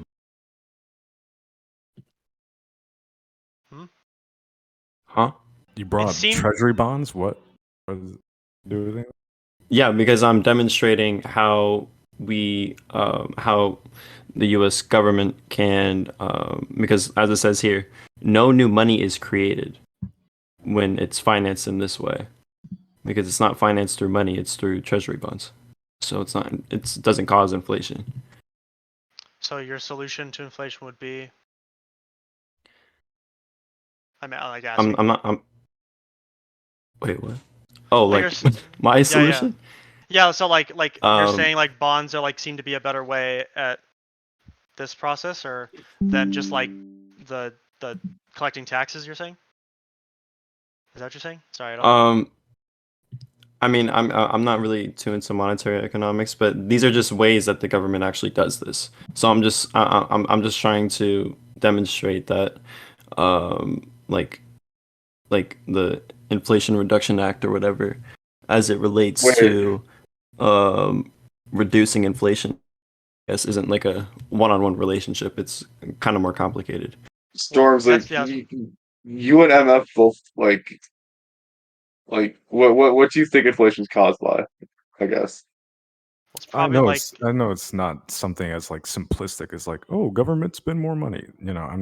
I'm But not like, saying is it like partially like like when you say fossil fuels has an effect on inflation, like the price of gas and stuff? well, no, wouldn't that be something that comes from inflation? Not it wouldn't impact directly to inflation. My idea of inflation is the reason it's caused is because you have a certain amount of demand, but you can't reach the demand. And part of the reason behind that is like you could have certain tax programs that aren't working well on certain goods to regain like the certain amount of loss on the sale of things. There's probably like I don't know. Like I would have to. There's probably like a billion different reasons. I'll just look them up really quick. I looked this up earlier, but I always forget. it is like Bob said though. It's incredibly nuanced. Yeah, it's like ways it like wages and how fast they're rising, and then from that there's like increased money supply. Obviously, like our policies with like how we spend money as a country is probably a thing. There's like a billion. It's not gonna be But like we're gonna do this and now inflation's better. I think we can all agree though that like particularly like in the past couple of years, a major issue for like the rising cost of goods is the fact that the price of transporting goods, like and like the price of crude oil and all these things has gone up a lot, right? Yeah, but that's gonna be a reaction to like probably 15 other economic factors. Like it's not just gonna Okay, happen in a vacuum. sure, but like the Inflation Reduction Act like raised taxes on offshore and onshore drilling activities. Like I don't understand how that would help inflation by further taxing like sectors of the economy that are already like at choke points that are causing an increase in the price of goods. It seems kind of contradictory. I think it once again illustrates. I don't think that anything about the Inflation Reduction Act was particularly about addressing inflation. It was just like Well, the thing is, one of right, those log roll. the thing is, we're trying to transition the country from fossil fuels to more Okay, renewable. that's a different thing, MF. Like, if we're trying to wait. address inflation, like, why are we also trying to like Hold on. No, you're advocate for talking about climate justice? no, you're talking about taxing taxing oiling or taxing drilling rather. But I'm saying though, we're in the middle of trying to transition the country from fossil fuels into more renewable resources. Well, And That, we're that's also that's fine, wait. right? We're still doing drilling. It's not like I'm it's not not as if we're disagreeing. yeah, it's not as yeah. if we're still out producing What what we're consuming. God, Gift, what probably I'm the reason why this is I'm not really following the MF point, but like the reason why they probably I don't see this in the bill, but if what you're saying, if I take it as true that they increase taxes on drilling, is they're probably gonna see they probably went in and looked at how much money are we losing from the problems we have right now with our transportation costs and how much can we regain back through taxation to kind of curb the what we're losing out on fiscally. That's probably what the point I is just that don't think you're that makes any sense. So on a fundamental level, if like one of the biggest reasons for the increase in price of goods is like like the price of gas and fossil fuels, so which I think most economists agree with. so the Like, I'm point not is saying like it's bad to tax it, but I just don't think that lowers inflation. I think it's an well, effective legislation if that's the aim. well, here's like an example, right? So we have like certain prescription drug costs that are like they're like really expensive, right? And by them being so expensive, why like when the average citizen buys them, it's contributing to inflation because again, like they're paying more than what it's worth, blah blah blah. It goes back, whatever. So what we would do, and the reason again why these prescription drugs cost so much is because they're trying to combat the delivery costs of transporting them and everything. And so if we say, well, what if it was the case that we could tax the drilling, which inadvertently affects the driving, and then we take that money that we taxed and then fund it towards a bill like this, where we cap the Which prescription is drug costs and proven we cut. not to address inflation. Sure, but you're addressing inflation by you're addressing the worst part of inflation, which is the extreme cost for stuff that shouldn't be that expensive. That's like kind of like the roundabout way I imagine the lawmakers run it is they want to cut it off at the head versus like a different Storms. approach. I I think the way they were approaching it wasn't at all about inflation. It was just a classic example of them log rolling through a big, massive piece of legislation, labeling it something that polls well, and then having all kinds of issues that poll well among the partisan voter base of a partisan bill. And there's nothing wrong with trying to like tax like fossil fuels and have climate goals. I don't disagree with that. But to say that that is in the aims of currently lowering our current inflation issue is not true at all. I don't think any economist would recommend taxing one of the main reasons why the entire economy the price of goods has gone up is because of like fossil fuels. I don't think any economist would argue you should But tax we've an It's industry acknowledged not like though gonna. that. that we've It's not gonna acknowledged be. though that inflation has been reducing, or not like not because of the act itself, but because I mean it's just been generally like reducing. The point is that none of Yeah, these that's things a are going to reality. directly Yeah. affect each Yeah. other. Like you're heading into really weird territory when you start talking about like what affects what. And so what I'm saying is like you're looking at it as saying, okay, let's combat inflation by I don't know what your option would be. I'm not sure. But I imagine they looked at was okay, one of the key aspects of inflation is probably people spending too much and having no excess that can you can excess income that can be used for like investing into business or investing into stocks and bonds or whatever. It's like we're reducing the amount that Americans have in their pocket to make other financial decisions that help the country, right? For like things that aren't necessary goods. So what are some of the ways we can combat inflation and kind of reduce this? Okay, we can cap prescription drug costs, which is like one of the biggest burdens on like the average American. We can cap that. Now we're looking at an American who has maybe more excess income, and by that, maybe they invest more, maybe they buy more non-essential goods, which helps to drive industry. Which, like it's You don't it's an want indirect people thing. to be spending money in the economy if your issue's inflation. I guess I'm misunderstanding like the fundamental crux of your argument.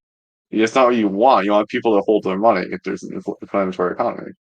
If people just keep Well, then, spending, it's But obviously the going to thing is, perpetuate inflation. but the thing is, if we're investing into the economy, we're investing into jobs and markets, and we're doing all these things to ensure that people have more money, have access to more money, then we're allowing for them to spend more money, right? yeah, or the ability to save more. So it's again Or like save you're more. looking at it too you're looking at it too narrowly. You have to think like the big picture of like what's the overall goal, and this is like one Okay, part of so it. you're saying like people like meet inflation, but people spend more. But like economy, like the projection, like I raised in the Washington Examiner, like between like since Trump left office, Americans have lost out anywhere between 4,900 to 7,400 in declining real wages, according to different estimates. Like, regardless of how much money they're saving, like you can't just say like, oh, they have more money, so inflation is less of an issue. Because like the real wages are going down. Like I think everyone on the left believes that like the cost of living isn't properly represented in how much people are Okay, getting when we paid, say right? Yeah, wait, so the wait, point, so you know, politically speaking, now we're in a different area. So you're saying, I well, don't the think wages, so. well, no, because you're saying, well, like the main problem, what you're addressing is saying, well, the wages seem to be one of the big problems, is that where the wages are dropping, and what I probably think is they're looking at it politically speaking, is we don't have the political power to raise maybe a minimum wage or raise the average wage. So instead of doing that, because again, this passed like very narrowly, so they were really cut and dry on whatever they could do. They're thinking, okay, well, at least we can maybe pass some more minor things that will still help, but they're not as big as like federal minimum wage increase. and I would like to know how they're measuring that. I would like to, How they're measuring that. yeah. Okay, I can send you the article if you want. I mean, the inflation issue is like, I mean, it's simple but complex at the same time. It's if you increase the money supply by having huge government expenditures that can't be covered fully by tax receipts, then you're gonna get inflation. It's as simple as that. If you print more money, you're going to have more inflation. So, putting caps on the market, artificial caps on the market, doesn't do anything. So, yeah, I mean, it's simple yet still complex. Basically, government don't spend a fuck ton of money with money that you don't actually have, because when you do that, you have to print more money, and when you have more money, you have more inflation. Yeah, So that's the And problem. regardless That of, was the problem with Trump. He did it. it's undisputable that MF, like problem with the Biden. initial passage of the Inflation Reduction Act was a deficit spending thing. The tax raises don't pay for it immediately. Like even people in favor of it consider a down payment to confront inflation. The entire like worldview that it does work to confront inflation is saying that spending the deficit money is helping inflation. That's the entire, like that's what it is. But like the benefit that they say is that it'll pay for itself essentially, like over like the next 10 years. Well, no, Yeah, what? that's that's what I'm saying. I think we're getting too caught up into weeds with the actual name of the bill, and we're not looking at what the bill is actually doing per se. So what has the bill like It's quantifiably increasing done? inflation. That's what it's doing. It's increased really inflation. it's really not though. I mean, MF, inflation, right? Inflation. What does inflation look like right? I'm not it's saying that Okay, I'm not saying that that's because of the bill, but let's if say we're you have a glass of water, right? So you have a Hmm, faucet, you have it all the way on. It's like pouring in, like 8% listen, inflation, right? And okay. then you like slowly like you bring the handle back. You get a handle on the economy. But the reality is that inflation, the inflated price of goods is still there. Like just because inflation isn't rising, that glass is still full. You know what I mean? Like, I'm and then Okay, saying the so I'm what wages part saying of the haven't. what part of the I'm saying the act do Uh, you trend. guys I'm think is saying bad? yeah, I don't understand. The trend doesn't look like we're heading right now for rising inflation again because of this act. I don't understand where this prediction okay. is coming from. Oh my God, you have to realize that the reason that things like this happen and that direct Hold effects on, from no. bills aren't aren't immediately seen is quite literally because of how the government handles money. The Fed intentionally keeps interest rates down in order for this to occur. So when you say things like, "Oh, but the inflation is going down," that's literally because of the government's doing of artificially lowering interest rates to try to keep it at that level, but it doesn't do that forever. That's the whole point. It's a time thing. So we're not going to see this effect right now, but I thought it'll eventually the Fed come. was raising like interest Yeah, rates. what are you talking about? The government is artificially lowering tax rates, or not tax rates, interest rates. That's what I just said. What? Yeah, It's just what not are you true. The talking about? Fed's raising interest rates to incentivize people to hold money and not spend it in the economy. Oh, so you're saying they should have done like some of these reforms to raise revenue, but they shouldn't have combined it with spending the revenue. Like we should have been able to like raise the revenue somehow, and then that would help inflation by like not. Like Yeah. I'm genuinely asking. My issue is it's like a log roll bill. Like it's just a whole package full of shit that's not related to each other and like that contradicts each other directly. Wait. Hold on. Can Bob answer that question? Why did you talk about like the government lowering interest rates? What do you mean? You literally said the government is lowering interest rates, and that's what's driving inflation. Yeah, they did when this bill was passed. The Fed is raising interest rates. What are you talking about? The bill was passed in what? Wait. Fucking sigh, Wait. dude. You're the one who said it. The bill. Wait, I'm gonna. So simple. You're the one who's saying The it. bill. Wait, the bill was passed in 2022. Can you tell me what the interest rate was in 2022 when this bill was passed? I have no fucking idea because I haven't looked at how it impacted the interest rates. Well, they were lowering it. It was low. It was low. But obviously, hold on. What month are we talking about in 2020? August. I don't know when this bill was passed. August. It was passed in August. Yep. I think they started high. How long has the Fed been raising? It's gone up. Actually. It's still gone up. So in November 2nd, the federal funds rate was 3.75 to 4%, and now in July 26, 2023, it's 5.25 to 5.5%. So they didn't lower it.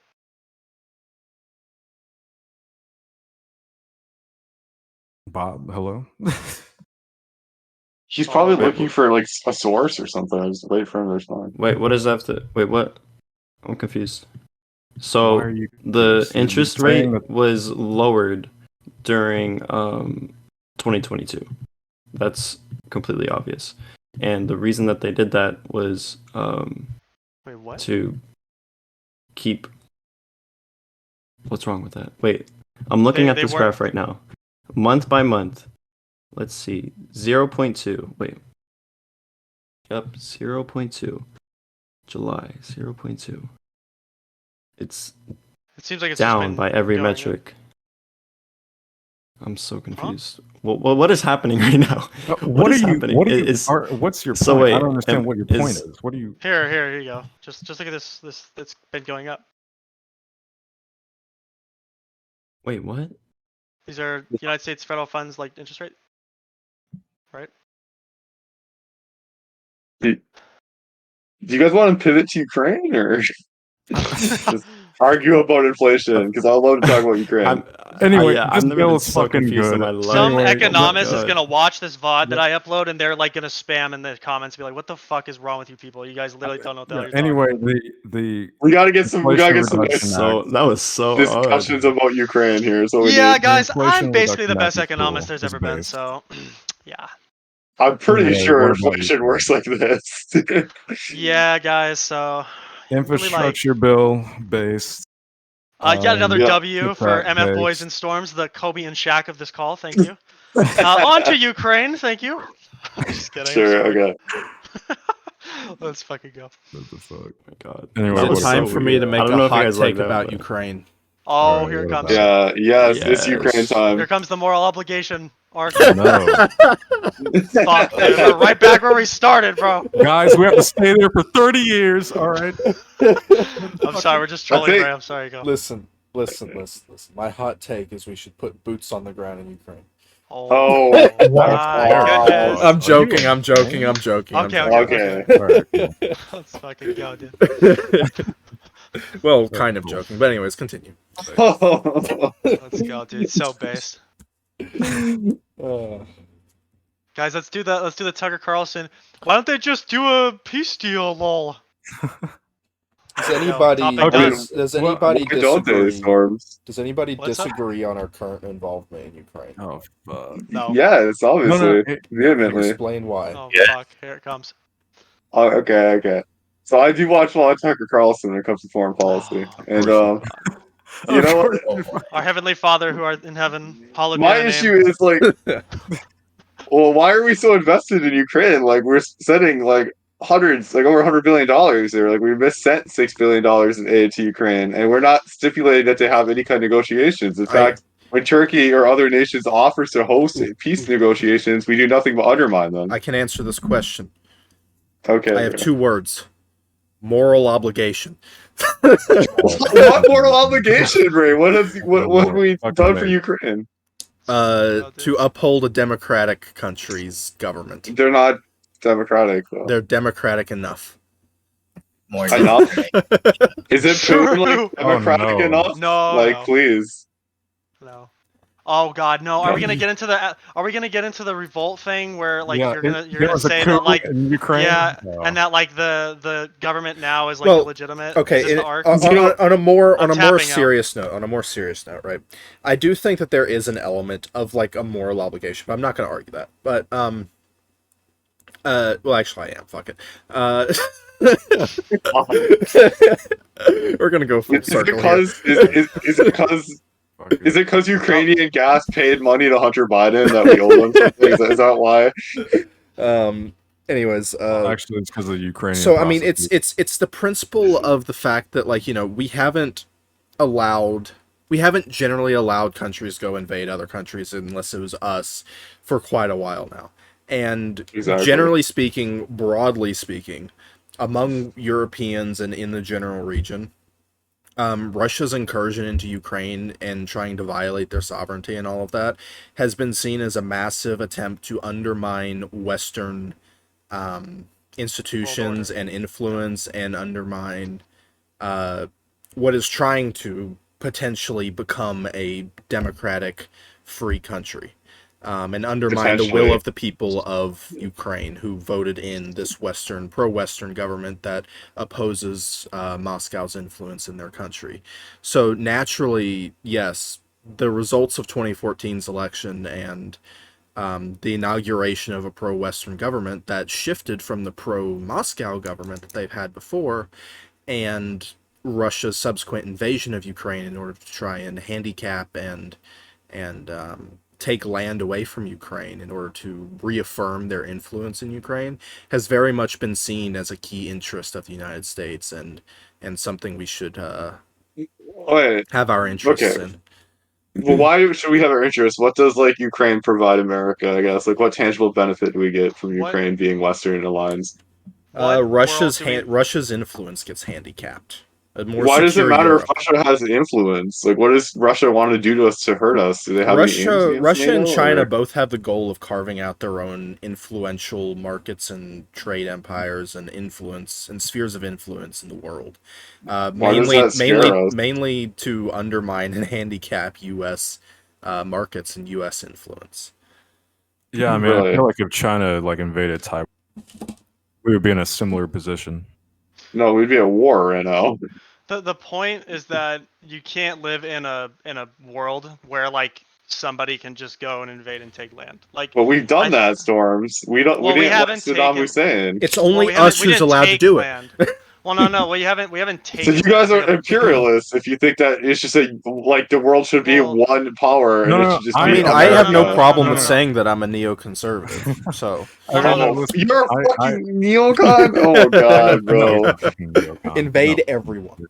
No, Well, literally, I'm sort of. I'm actually on the same boat with you, Godgift, but I'm trying to like argue the liberal point a little bit. Don't even So- argue with just throw it out the window, man. I just fucking. I mean, I understand like the intention. Okay. it. My issue is like there's no benefit to us morally speaking. Like I think it's our apprehensible what we've influence, done. right? It's the image of America, right? It's America's influence over It's our the world. principle. Our image of what killing Russian teenagers that got drafted. It's more so. It's more so the fact that we have a principle that we have to uphold that we've established over the last 100 years of world policing. Where What Truman Doctrine? Well, no, not necessarily, but kind of an element to that, where we uphold democratic nations and protect them and defend them as long as they're democratic. We do it we do it in every country around the world except the ones that turn socialist. So I mean, okay, listen. This has to be something that we have to nail down because again, this is the bigger picture that everybody's gonna get hung up on. The bottom line is, and I am going to die on this hill forever. America's points to why they do the things they do intervention-wise are like usually pretty fucking justified. Russia's points to invading Ukraine is literally just to carve out the country and to have it at its own so that it cannot function in a sovereign way. When we invade like Saddam Hussein or when we invade Afghanistan, these are like usually responses to like actual material threats to our well-being. Now, Ukraine what threat does Saddam Hussein pose to America? Oil. Like, well, yeah, that's the threat. We wanted oil. That's what Putin wants in Ukraine is oil. Like, what's the difference? I mean, Saddam Hussein wasn't he like literally like terrorizing people and just invading for no reason and like mass murdering people and just like seizing land? What So threat did that give America? Oh, hold on. Well, I think okay. Fundamentally, the invasion of Iraq, the second one where we toppled in 2003, I think that one had a lot to do with upholding principles and whatnot, as much as it did have to do with, neoconservative imperialism and oil and all that kind of thing. The WMD thing was just, universally a lie, and we know that now, but yeah. Yeah, I don't know. I feel like on the Saddam Hussein thing, we're gonna go in a fucking circle because it's pretty difficult to justify that one. All right, guys, let's start talking about Afghanistan again. No. I think though. Can I add? Go ahead. Yeah. In the Iraq situation after 9/11, when we invaded Iraq, there was no real reason for that. When we went into Iraq, there were secret meetings in the White House just to try to get the oil fields in Iraq. They made up reasons such as nuclear weapons, how they had sarin gas, and when we invaded, we had found no evidence of that, but yet we went up to the Security Council in the United Nations and said, hey, we have evidence they have chemical weapons and they're planning on using them on civilians. But yet when we invaded, there was none. There was no real reason to invade Iraq. Yeah, but again, there's like totally different. There's like there is Nazis in Ukraine though. That's the thing.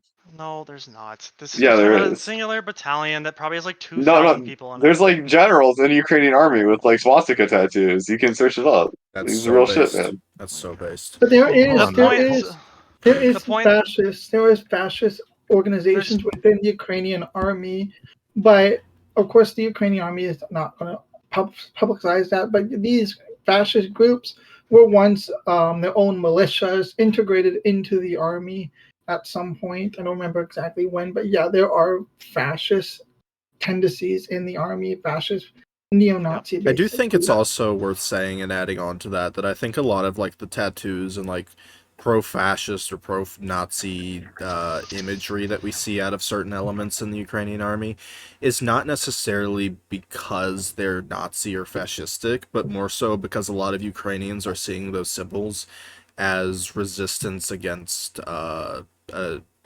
like an old school kind of symbolism of resistance against the communist Russian threat. Okay, wait, really quick. This is so important. It doesn't make sense. But, wait. We have to like understand this. In Iraq, we did not invade because like for fun. We genuinely did believe that there were weapons of mass destruction, and we were wrong. We didn't. I don't. Okay, I mean you can simp and think that, but like at the end of the day, like if you're living like listen, no, Storms, don't die on this hill. Please don't. No, this is awful. It just doesn't make any sense.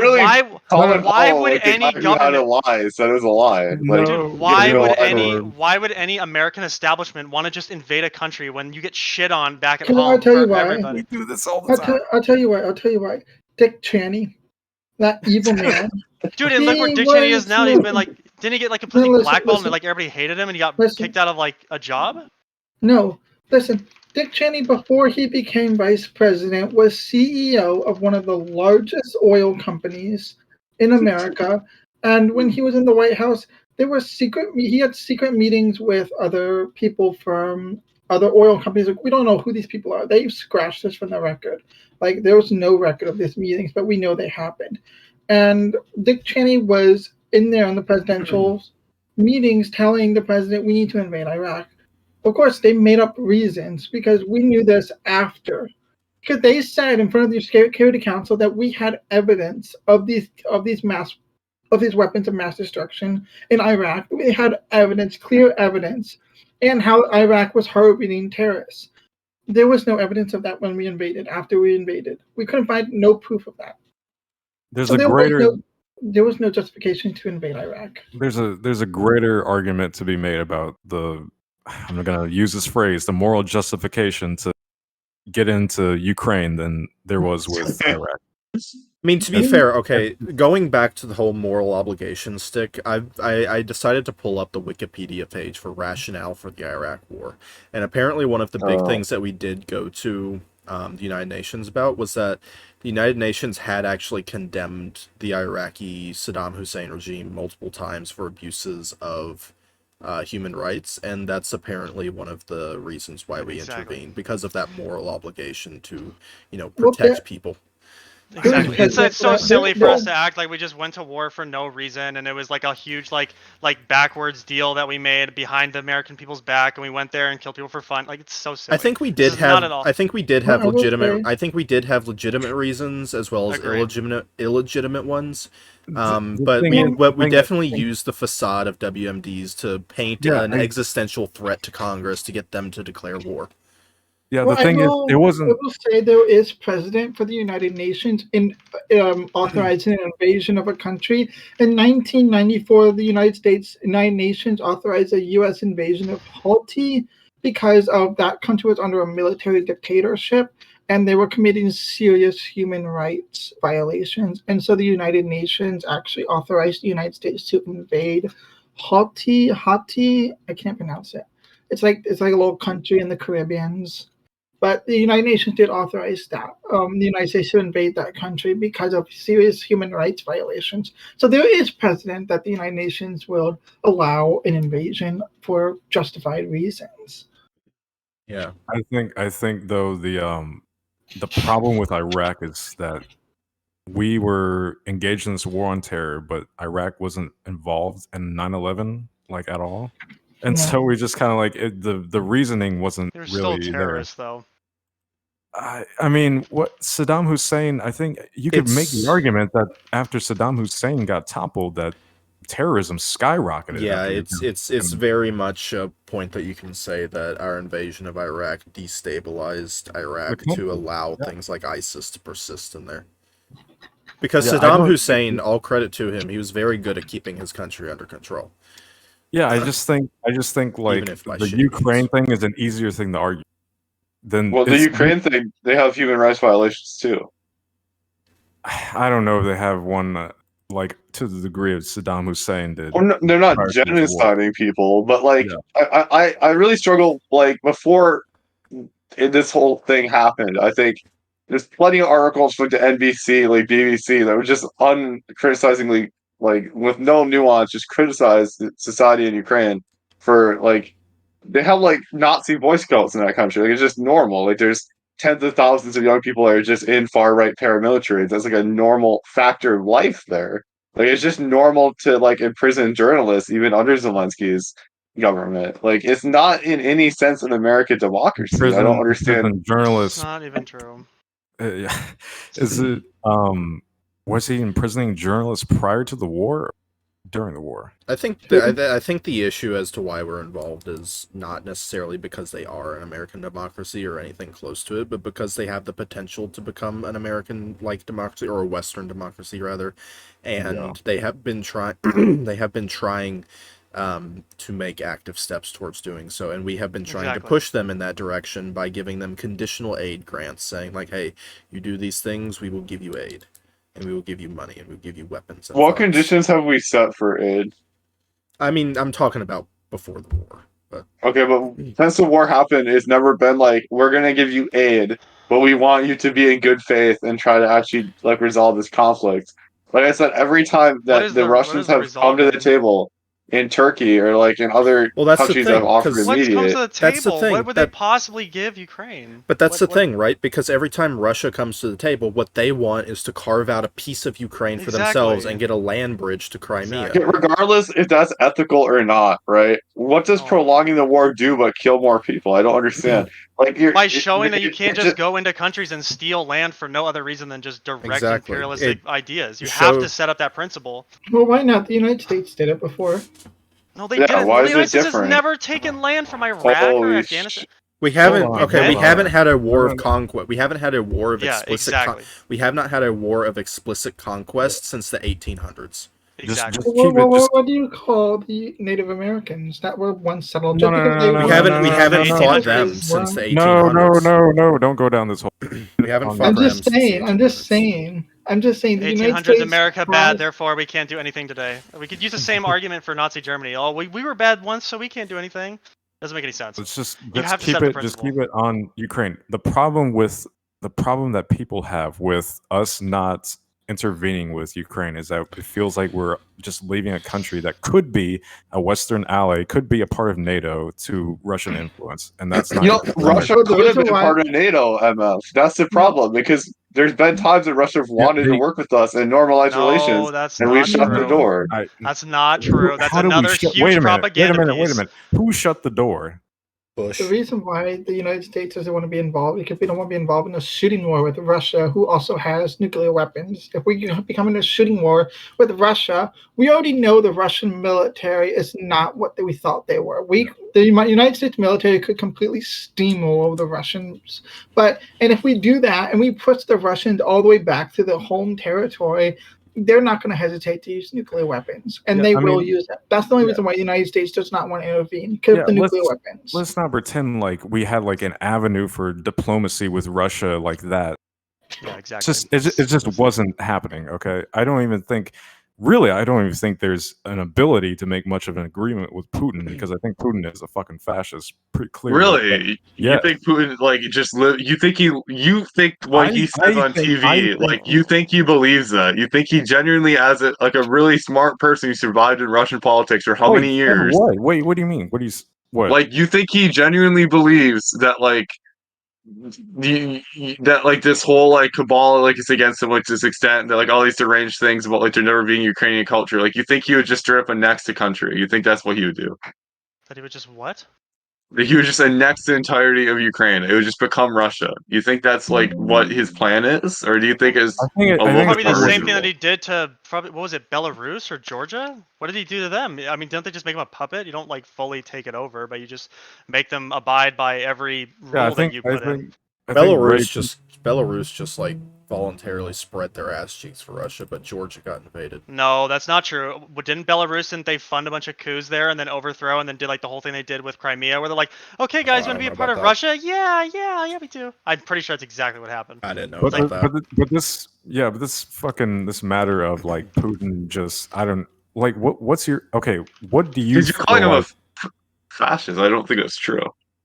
I'm pretty sure. I think. All right, let's think about it from Putin's perspective. Right, if you were Putin and you inherited this country that's done nothing for the past half century, but recklessly have military spending, you live in an oligarchic society based on primary resource extraction that's projected to decrease in the next century. Okay, what else is Russia supposed to do other than wage a quote-unquote expansionist war? You're right. They should just invade everybody. That's the only way they can move forward. What does this have to do with invading a sovereign country? I don't understand what this has to do. What I want to understand is why does Russia think that NATO is here to invade Russia when NATO is a pure defense? Exactly. Because it's propaganda. That's why. Exactly. That's what I want to know is why does Russia keep using that excuse? I understand. Gagav, do you really think Putin is an honest man? No, I don't think he's honest at all. I've never said that. I just don't think he's a fascist in the strictest. Okay, I don't want to debate what a fascist is. I don't think he's crazy. Let me rephrase that. I don't think he's necessarily. Doesn't have to be crazy to be a fascist. Yeah. Okay. Tell me if this sounds like Russia, really quick. A political philosophy, movement, or regime that exalts a nation and often race above the individual, and that stands for a centralized autocratic government headed by a dictatorial leader, severe economic and social regimentation, and forcible suppression of, suppression of opposition. Does this sound like Russia to you or no? Because last I checked, all the people that run against Putin die like within a week. Well, that's not true. There's nice little puppet parties that like can run against him. You Yeah, know, that are there's controlled elections. chosen by Putin. But like the people who genuinely talk out against Putin, like instantly get fucking murked within a week. Oh, you're right. I'm not saying he's like. I Well, that's wouldn't call him fascism. fascist because I think there's economic aspects of fascism he doesn't know what it mean. But I think like he's definitely a totalitarian. He's definitely an authoritarian. He's definitely a pretty awful like person as far as like democracy So goes. do you He's not. think he has a legitimate claim to Ukraine?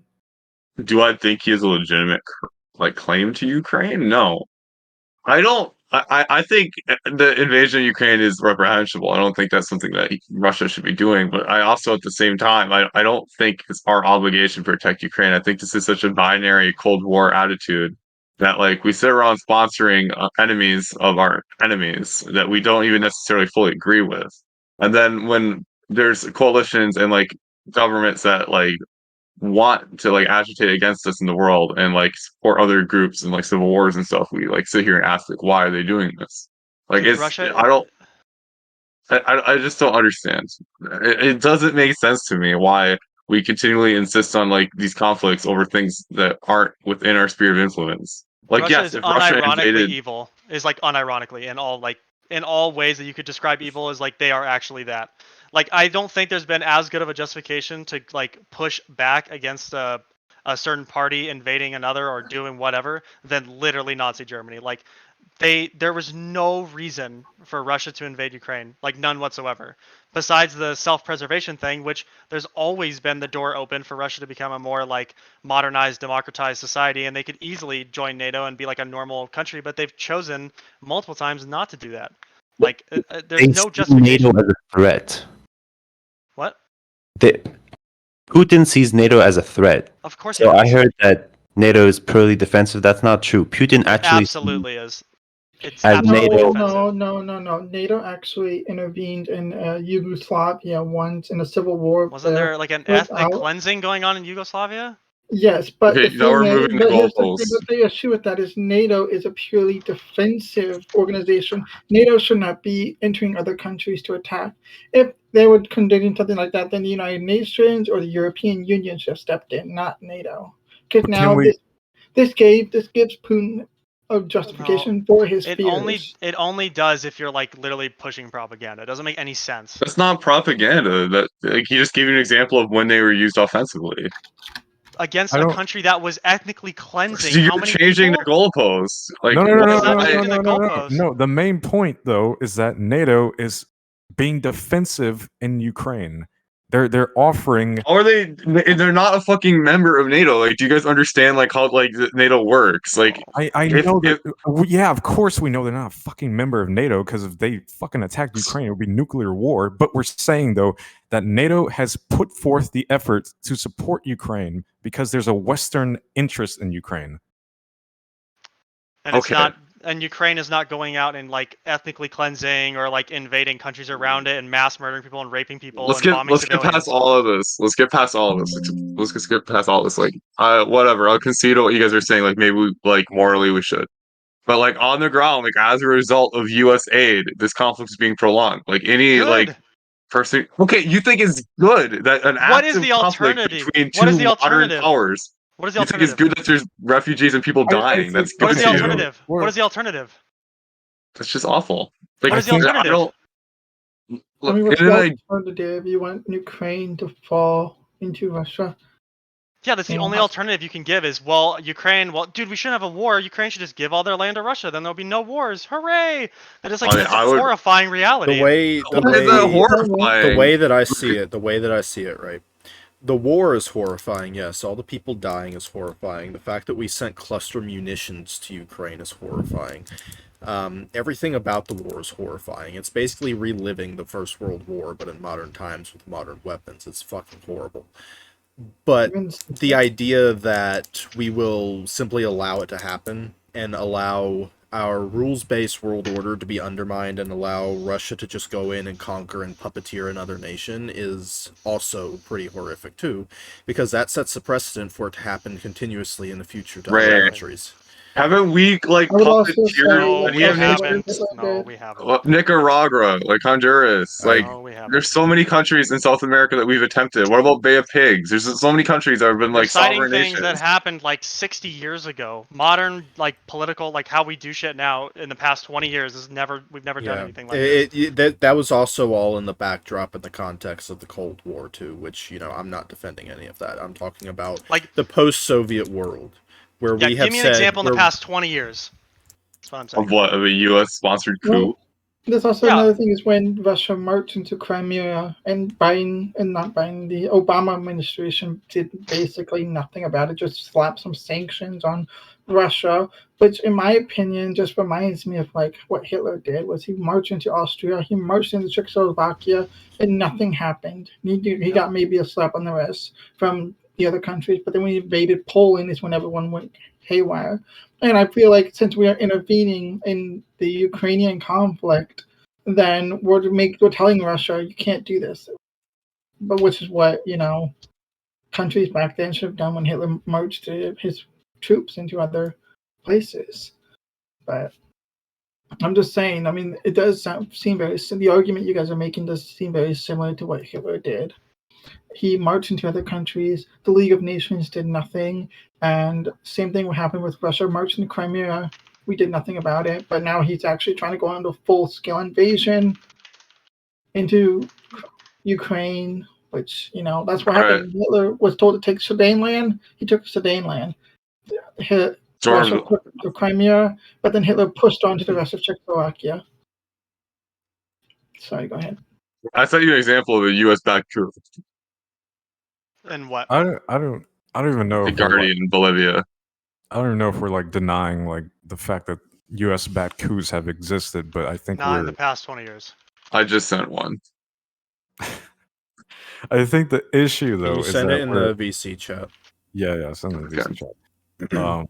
The issue though is that there's a vested interest that the Western society has in Ukraine. We feel like we can democratize them, we can legitimize them, all that good stuff, and we can place them in NATO. At some point, we can do that. That's the optics of this whole thing. So to just like give up on Ukraine or just allow for basically take over Ukraine is not within the interests of our. Why is it within our interest? Like, why do we care if Ukraine's Western or Eastern? Like, no one's told me like what matters about Ukraine. What do they export to us? Because I'll tell you why. Because in 2014, the Ukrainian people elected and inaugurated a pro-Western government, and now Russia is trying to overthrow the will of the Ukrainian people in order to bring Ukraine back into their sphere of influence. That is the issue. If a country in our sphere of influence, like Hungary, for example, who is notorious for bucking NATO and the EU, if they elect a government that wants to move away from the West and move towards Russia and Moscow or China, then we're not going to go in and invade them to fix that issue. We are going to try and convince them why it's a bad idea, sure.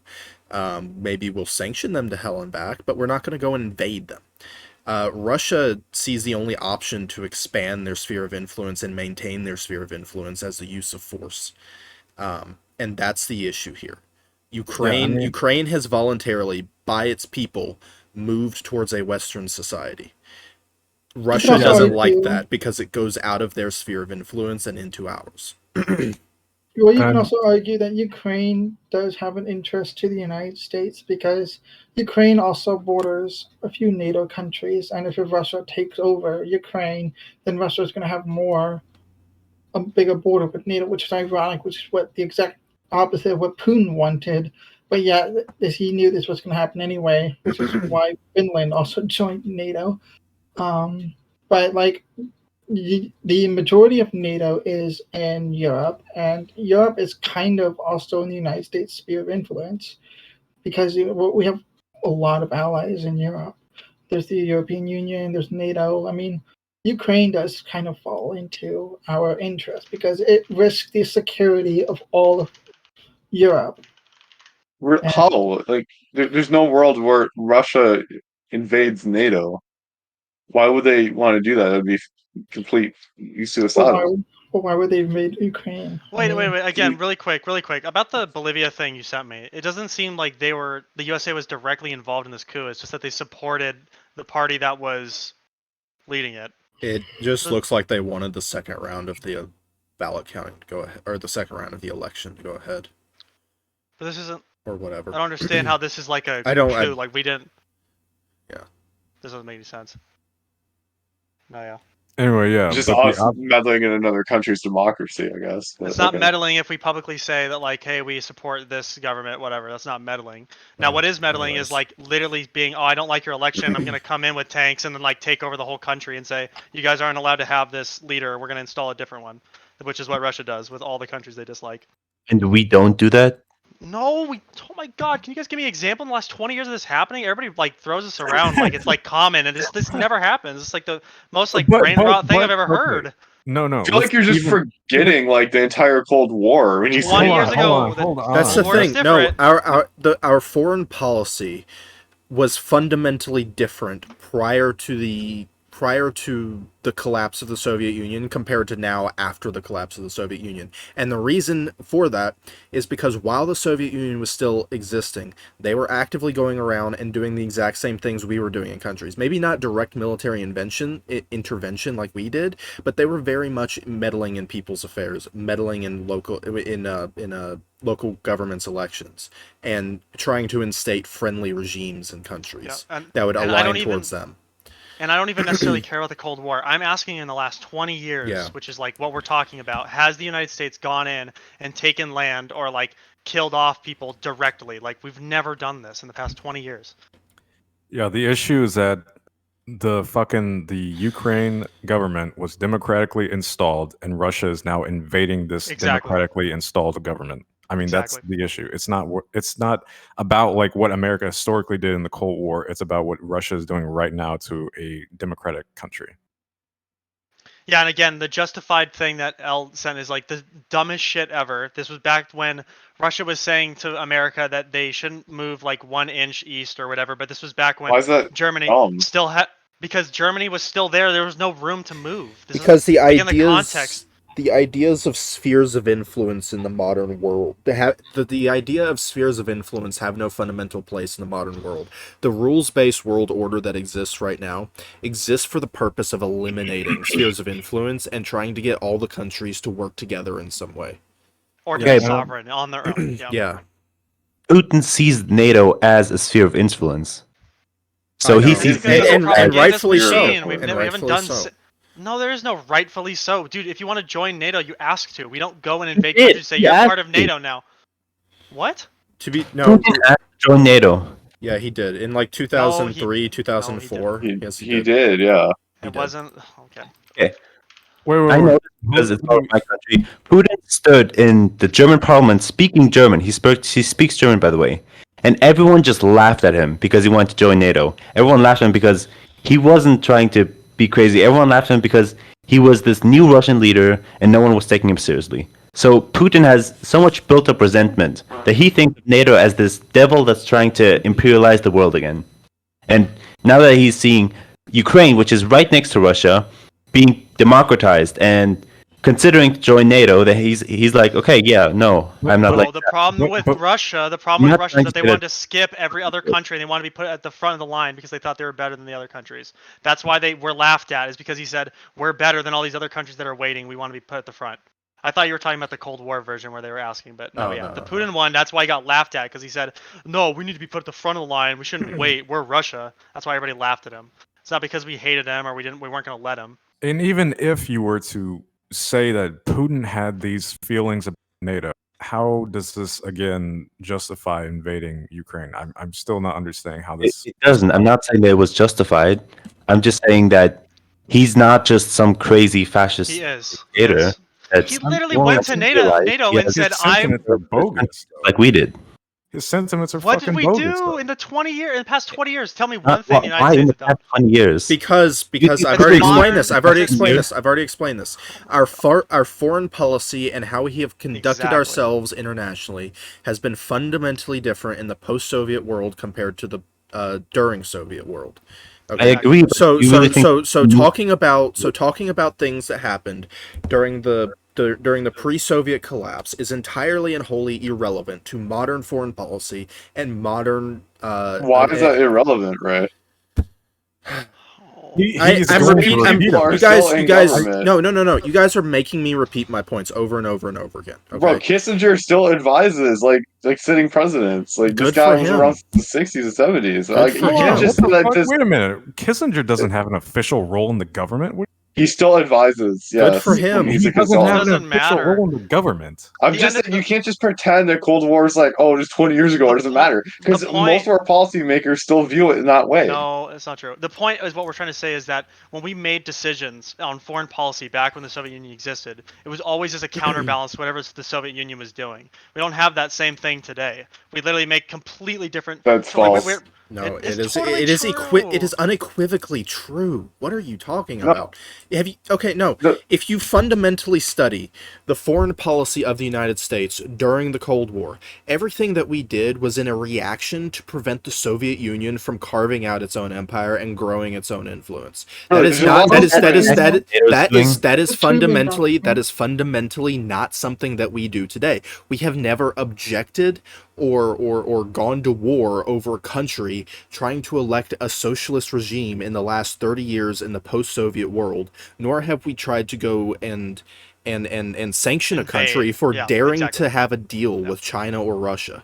Like, we don't do that anymore. That's just not a thing that we do. The post-Soviet foreign policy of the United States is completely and fundamentally different and separate from the Cold War foreign policy of the United States, because these are two different worlds that we live in. Russia's not out here trying to carve out a massive empire in Africa and Central America and South America that we have to combat, and the Middle East and everything else. They're not actively invading countries and meddling in elections. Well, they are, but not to the extent that they were during the Cold War. We don't have the necessity to do everything as reaction to what we did in the Cold War, and what they're doing now is just okay. I'm gonna stop now. But Well, yeah, the point the United States has from time to time intervened and tried to contain China nowadays, but the whole thing about you're right that during the Cold War, everything we did was to try to stop Russia from expanding, which is the Truman Doctrine. But nowadays, there have been some things where the United States has tried to stop China from expanding their sphere of influence. Well, I mean, that's the thing. We don't start coups and invade countries. Look at what we did in Myanmar a couple of years ago. Myanmar's under a military junta right now that's leaning more towards China and Russia every day, and we're not doing anything about that. Like that was literally a pro-Western regime overthrown by a military junta to lean more towards Russia and China, and we didn't do shit about that. Like, if that happened in the Cold War, it would have been like another fucking Nicaragua situation, another Guatemala, another fucking Argentina or Peru. Like, that's not the case. We don't do that shit anymore. That's just objectively the truth. Everybody just throws around the whole United States like this is silly. Like, everybody throws this around like we change countries' minds and we go in and we do things, and like, it's just, you can't show me an example in the last 20 years where we've done this. And then you look at Russia and like what they've done with Belarus, what they've done with Georgia, what they've done with Crimea, now Ukraine, and it's just like major coping to say that like the USA and Russia are even remotely close to each other. It's hilarious.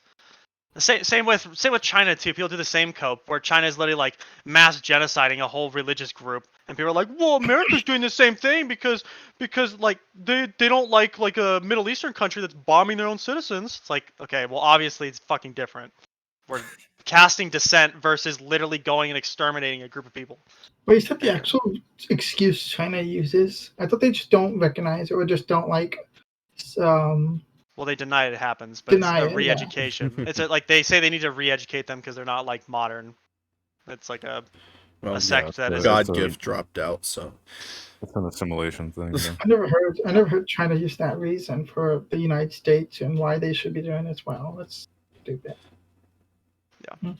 Anyway, Biden based, right, Mhm. guys? Biden pretty based. MF Boys and Storms are going to be your Operation Politics, Kobe and Shaq. From here on out, we need the roles. Yep. I'll be Kobe, you'll be Shaq. Thank you. Can I please? Yeah, can I please get Kobe and Shaq? I don't even know what that Can we please means. get Kobe and Shaq? How My dude, the do you fuck not could watch say that? basketball? What the fuck? No. All right, that's a whole nother thing. Listen, I'm gonna schedule a the on- sports debate. The only time I watch basketball is when the Hawks are doing good, and the Hawks haven't. The Hawks have been good, but not that good.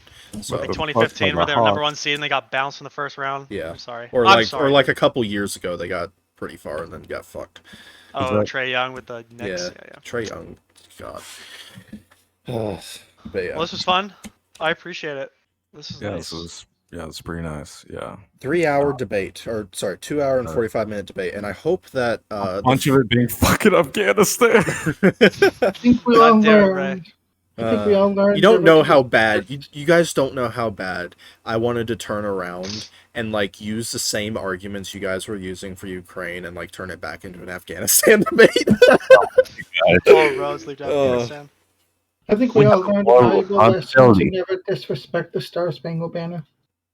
Facts. Facts.